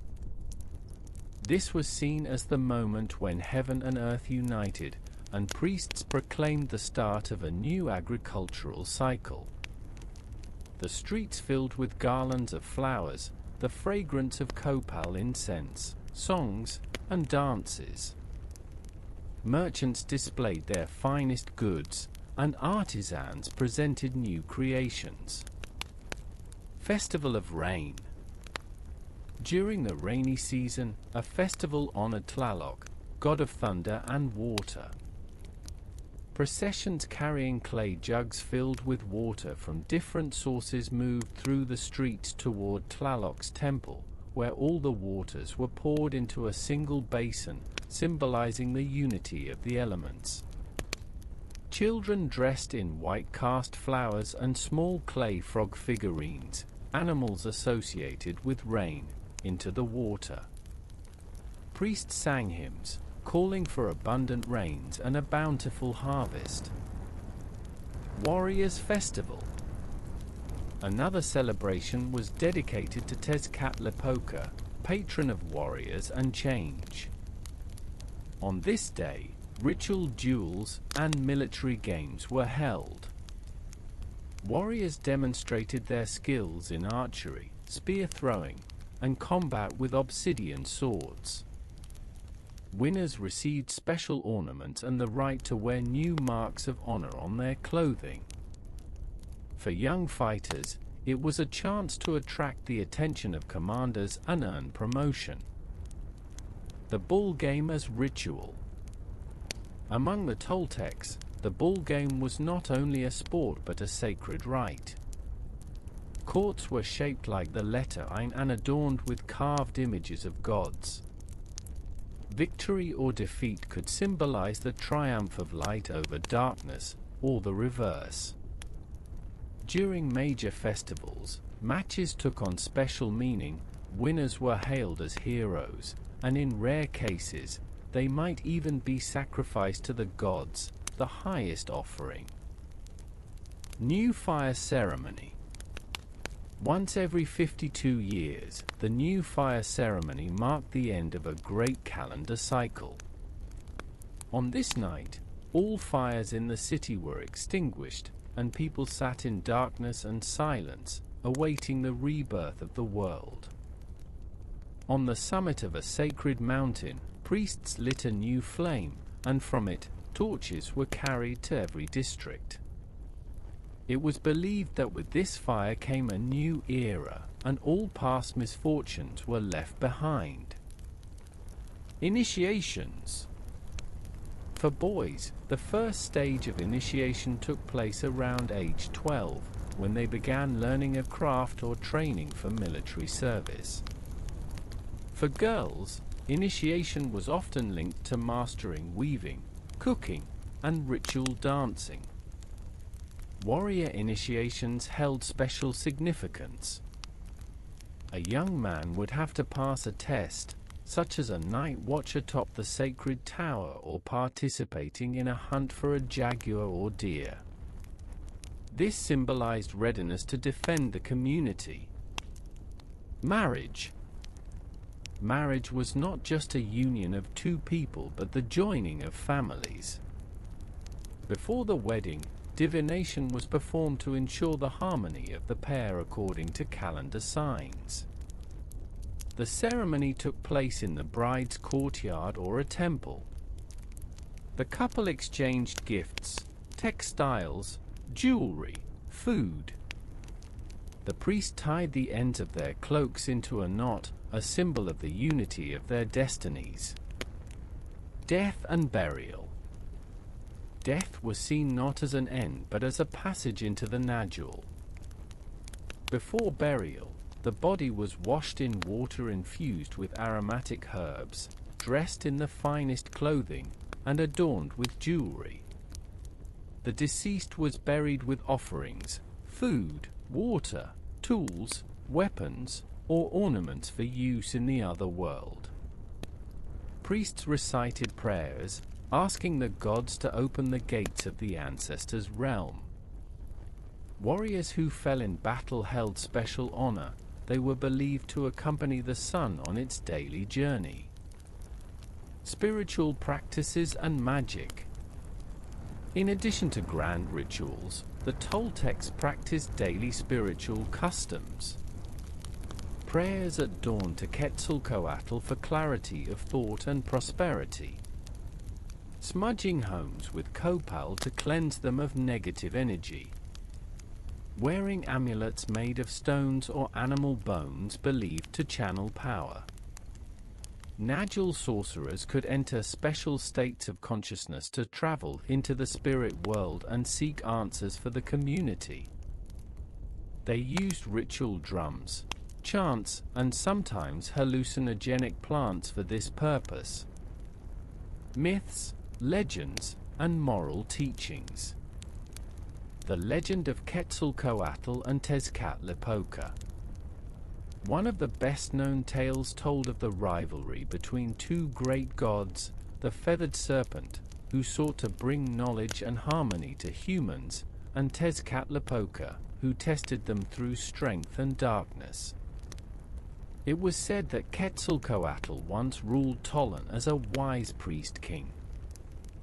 He taught the people to till the land, create art, and live without bloodshed. But Tezcatlipoca, jealous of his influence, tricked him into drinking a potent intoxicant, disgracing him before the people. Overcome with shame, Quetzalcoatl left the city, promising to return when the stars aligned as they had on the day of his birth. This legend taught that even great leaders can fall if they yield to pride or temptation, and that true greatness lies in the ability to return. The myth of the 5 suns. The Toltecs believed the world had already lived through several eras, each called a sun. In every era, a different god ruled, but each age ended in catastrophe, by fire, flood, wind, or famine. They believed they lived under the 5th sun, which too would one day end. Only those who maintained harmony between humans and the gods would enter the new world. Tales of heroes and tricksters.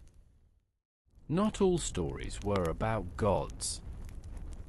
There were tales of ordinary heroes, warriors who saved a village from attack, artisans who created masterpieces worthy of temples, women whose wisdom settled disputes between communities. There were also fables about cunning tricksters, mocking greed, foolishness, or vanity. These stories reminded listeners that even the poorest could defeat the wealthy if they had wit and cleverness. Moral teachings. Legends acted as an unwritten law. From childhood, everyone heard the same lessons. Do not forget your ancestors, for their deeds shape your destiny. Honor your word, for falsehood breaks the heart of the community. Create with purpose, for without work you have no right to the harvest. Face your enemy with honor, even if he is stronger. These teachings were not mere advice, they were part of the spiritual fabric of society, as essential as temples or laws. Secret societies and cults. Despite the official pantheon and firmly established rituals, Tolan harbored other paths to power and knowledge, ones not spoken of openly in the marketplace or the palace. These were called tlacoli, the paths of shadow. The Order of the Black Obsidian. This was a warrior and magician brotherhood devoted to Tezcatlipoca.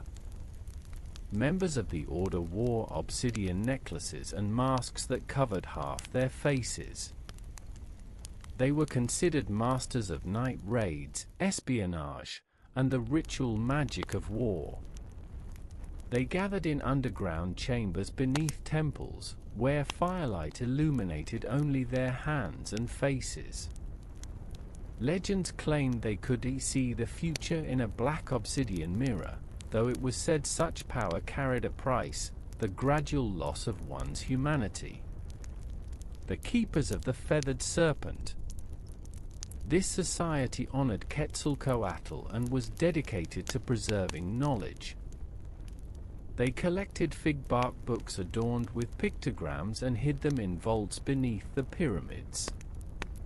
Members believed that true victory was won not with the sword, but with wisdom.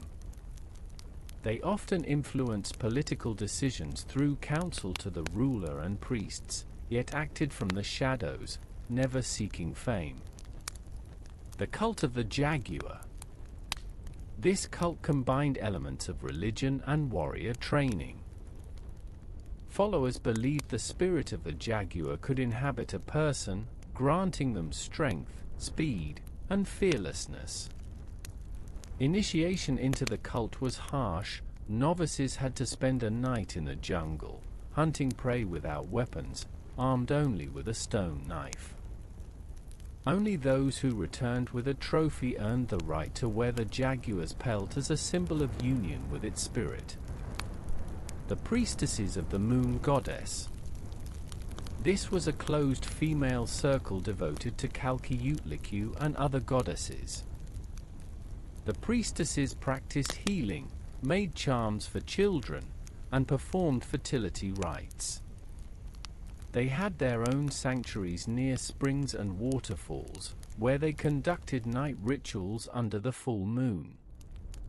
Their counsel was sought for marriages, births, and even military campaigns, as they were considered keepers of the feminine side of cosmic balance.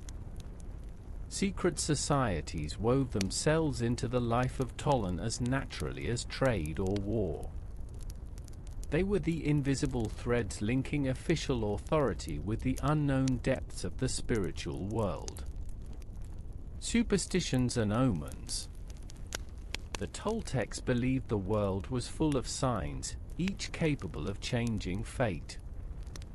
Even the most powerful ruler would not set out on a campaign without the approval of priests who watched the skies, birds, and wind. Omens in nature. The appearance of a white jaguar in the jungle was considered a sign of a great change to come, either the rise or fall of power. 2 rainbows in a single day symbolized the blessing of the gods and promised a good harvest. A sudden flight of a flock of birds to the north was read as a harbinger of war. Personal omens.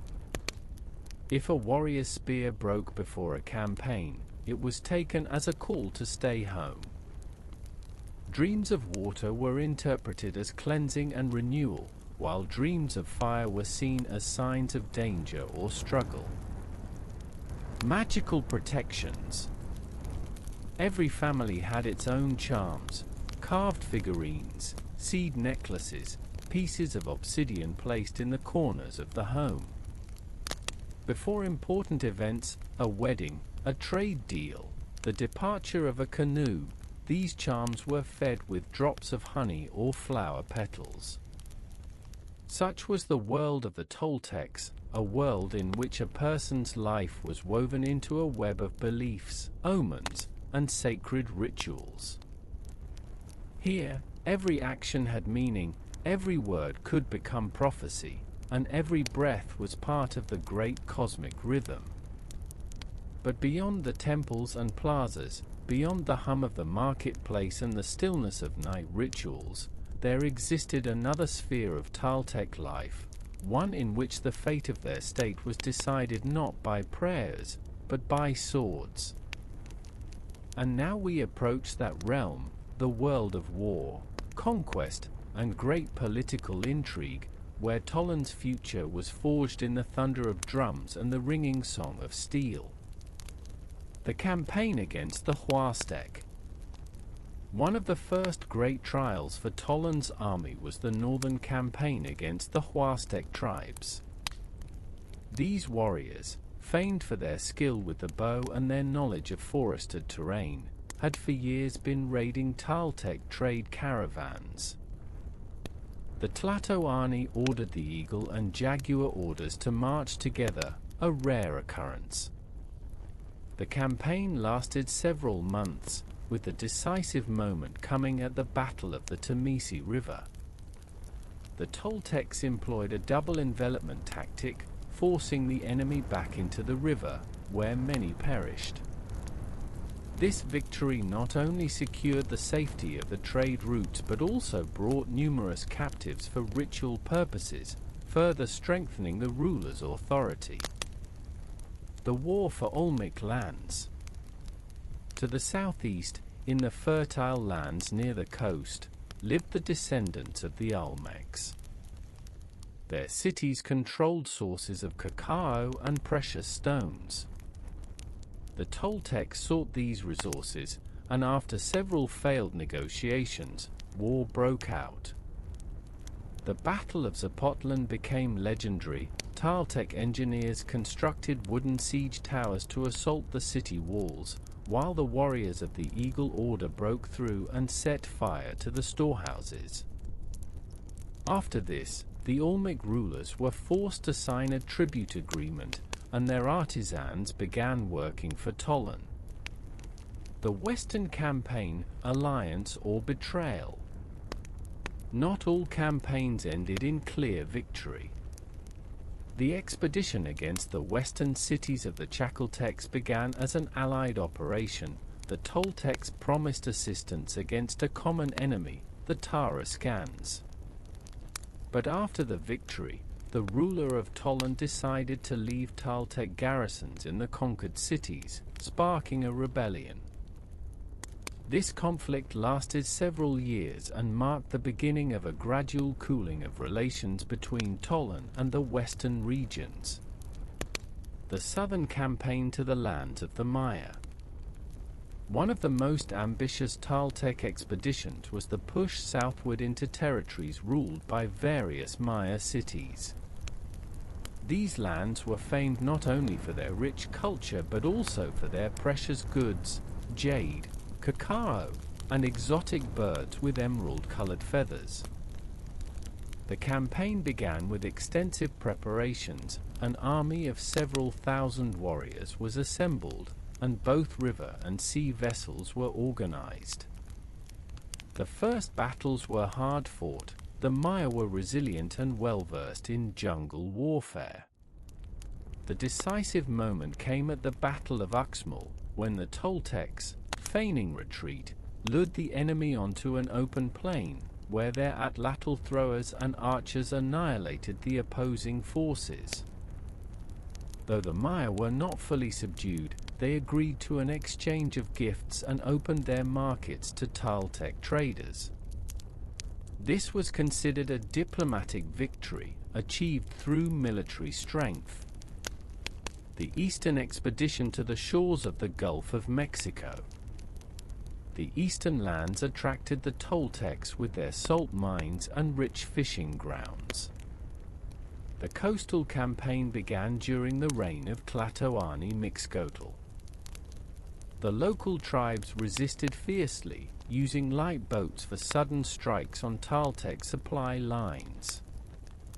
To break their resistance, Mixcoatl ordered the construction of fortified outposts along the coast and the creation of a Toltec fleet of large wooden canoes. The decisive battle took place in a lagoon, where Toltec boats armed with archers blocked the enemy's access to the sea. Afterward, the region became a vassal of Tolan, supplying salt and dried fish in exchange for obsidian weapons and textiles. The war for the northern steppes. The northern nomadic tribes were a constant source of unrest. They raided caravans, plundered borderlands, and retreated swiftly into the vast steppes. The Tlatoani resolved to end their incursions and organized a large-scale military campaign.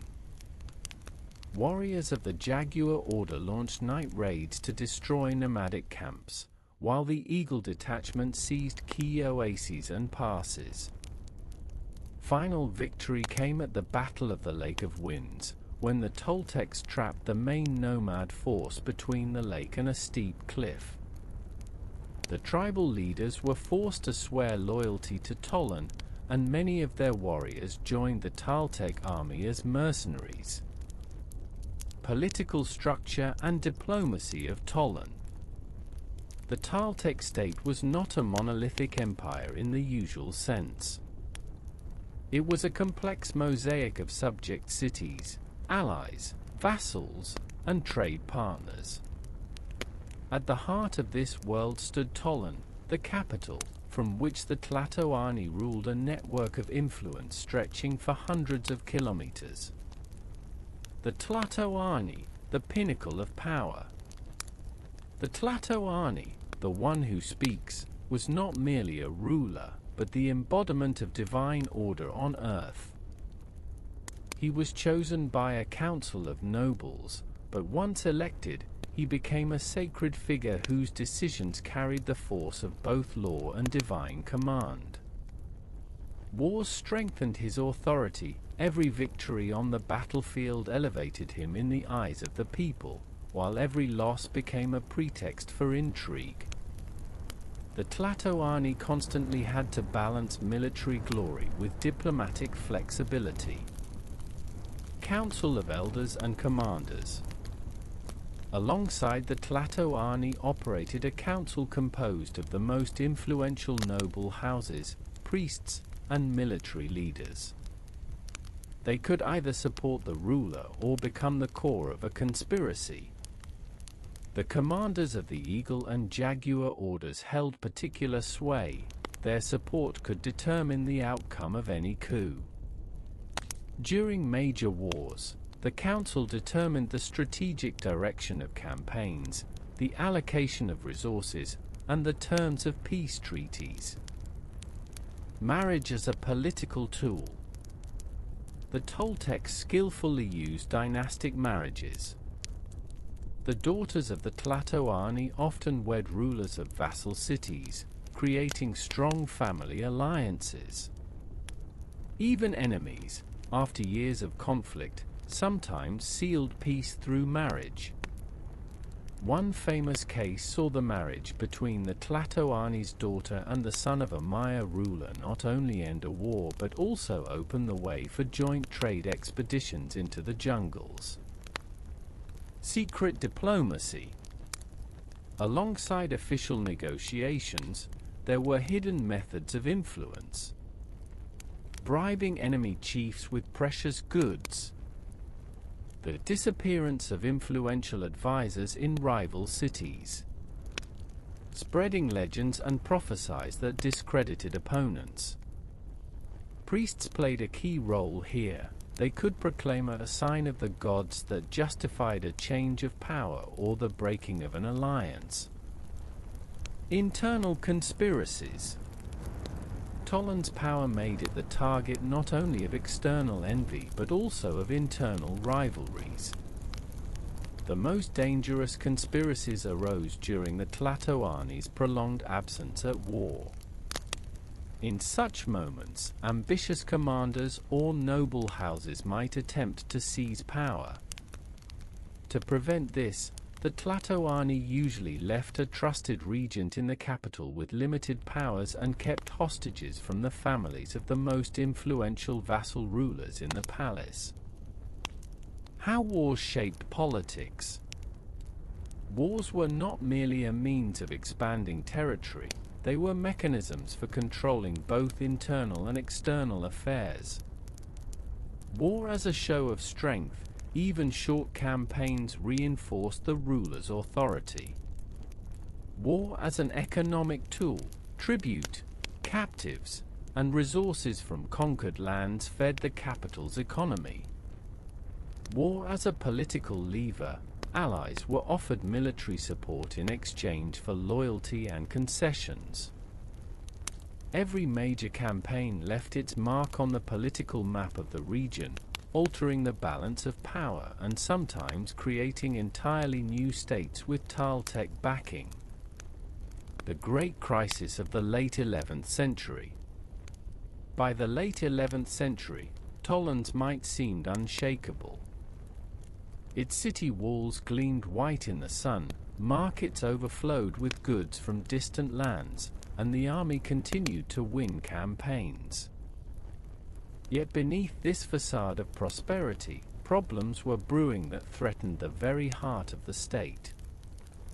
Overextension of resources. Numerous wars, especially the Campaign of the Four Roads, demanded immense spending, not only for arms and supplies but also for maintaining garrisons in distant territories. Agriculture struggled to recover after repeated mobilizations, as men were often away at war, and harvests grew less abundant. Distant provinces, exhausted by tribute, began to resist passively, refusing to follow orders, sabotaging grain shipments, and hiding part of their harvest. Political fatigue. In the capital, the voices of nobles calling for a focus on internal affairs grew louder. Some commanders, returning from campaigns with little plunder, began questioning the wisdom of constant expansion. priests warned that the gods had grown weary of bloodshed and demanded a time of peace. Their words found support among commoners longing for stability and fertile years. The rise of vassal power. Frequent campaigns forced the Tlatoani to rely increasingly on the rulers of vassal cities, granting them ever more autonomy. Over time, some of these vassals began acting like independent rulers, making their own alliances and trade deals without Toland's approval. Most troubling of all was that several major cities in the southeast, enriched through trade with the Maya, began openly ignoring orders from the capital. A conspiracy in the capital. Amid growing discontent, a conspiracy formed in Tolan itself. Part of the nobility and several order commanders believed the Tlatoani had lost divine favor. They met in secret within a temple to discuss replacing the ruler with a younger, more pliable candidate. The plot was discovered thanks to the loyal spies of the Eagle Order. The conspirators were executed publicly in the central square, but the mere fact of such betrayal was a dangerous sign. The unity of the state had cracked. Attempts at reform. To preserve power, the Tlatoani enacted several reforms. Reduced the number of distant campaigns, focusing on border defense. Lowered taxes for certain provinces to restore their loyalty. Began Grand Temple construction projects to reinforce his sacred authority. But the moment had been lost, trust in the center had eroded, and even victories in border wars could no longer fully restore former glory. The Toltecs were still a force to be reckoned with. Their army, though weary, could repel any enemy, and their culture and trade remained a source of inspiration across entire regions.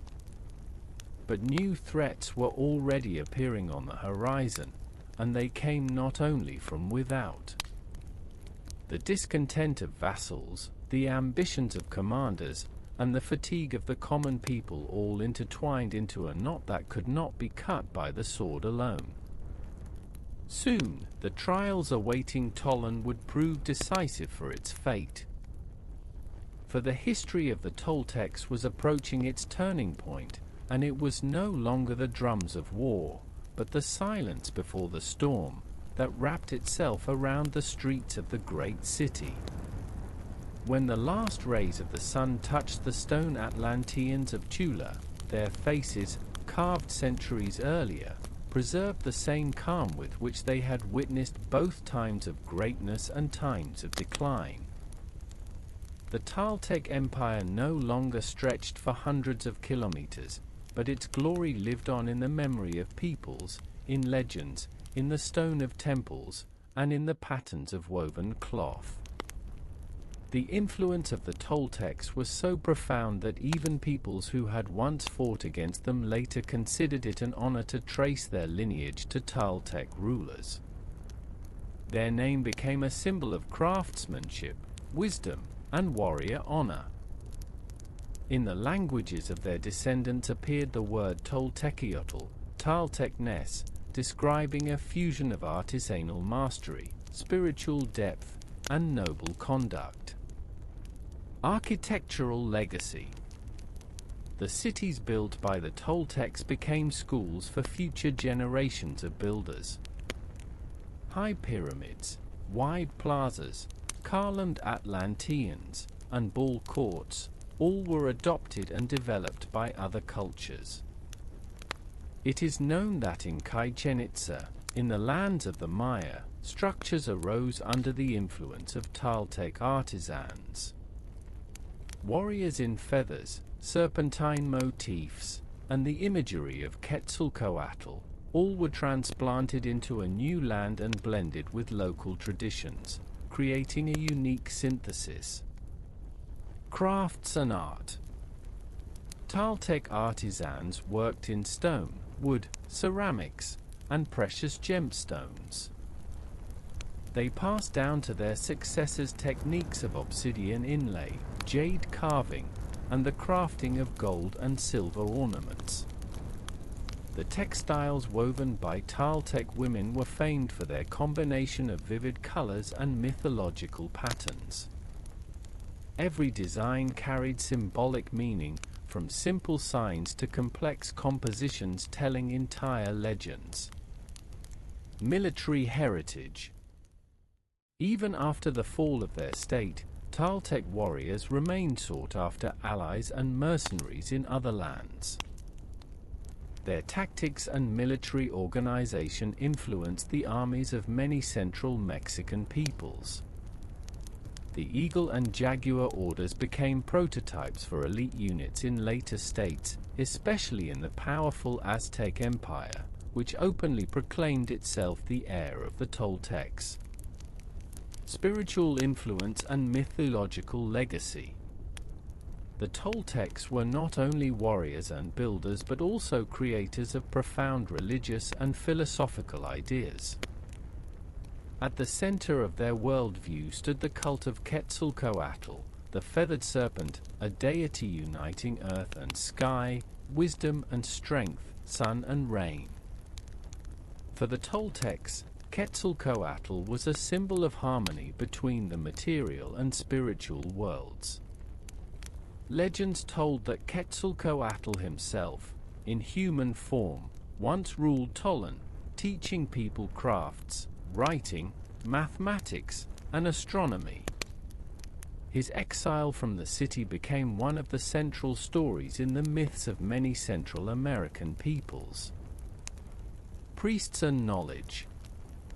Toltec priests were regarded as keepers of knowledge, passed down in secret schools. There they taught not only rituals but also the arts of poetry, history, color symbolism, and numerology. Their calendar systems and astronomical observations were later inherited and developed by other peoples. Sacred symbols. The feathered serpent, unity of heaven and earth. The jaguar, symbol of night power and spiritual transformation. The eagle, embodiment of solar energy and victory. Jade and turquoise, stones symbolizing eternity and purity. The Toltecs in the memory of future generations. After the fall of Tolan, many of its inhabitants settled in other lands, bringing with them their crafts, customs, and legends. These Toltec refugees became advisors in foreign courts, teachers of artisans, and priests in temples.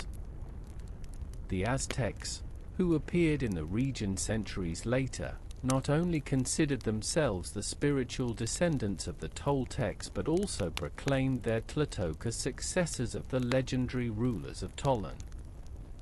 In their culture, the word Toltec became synonymous with sage or master. Memory in stone and word. Centuries after the streets of Tolan lay empty and the temple bells fell silent, its stone giants, the Atlanteans of Tula, still gazed into the distance. These towering statues, armed with spears and shields, became the city's emblem and a tangible reminder of its warrior glory. Archaeologists uncover the remains of palaces, carved columns with eagles and jaguars, and ball courts where not only games but political destinies were once decided. Every stone in these structures speaks of a high level of organization, craftsmanship, and knowledge. Equally important as stone were the legends passed down through generations. In them, Tolan was described as a city of light, where gods walked among men and warriors were the equals of celestial heroes. Lessons of the Toltecs. The history of the Toltecs stands as both a warning and an inspiration. It shows that greatness grows from the harmony of strength and wisdom but fades when that balance is lost.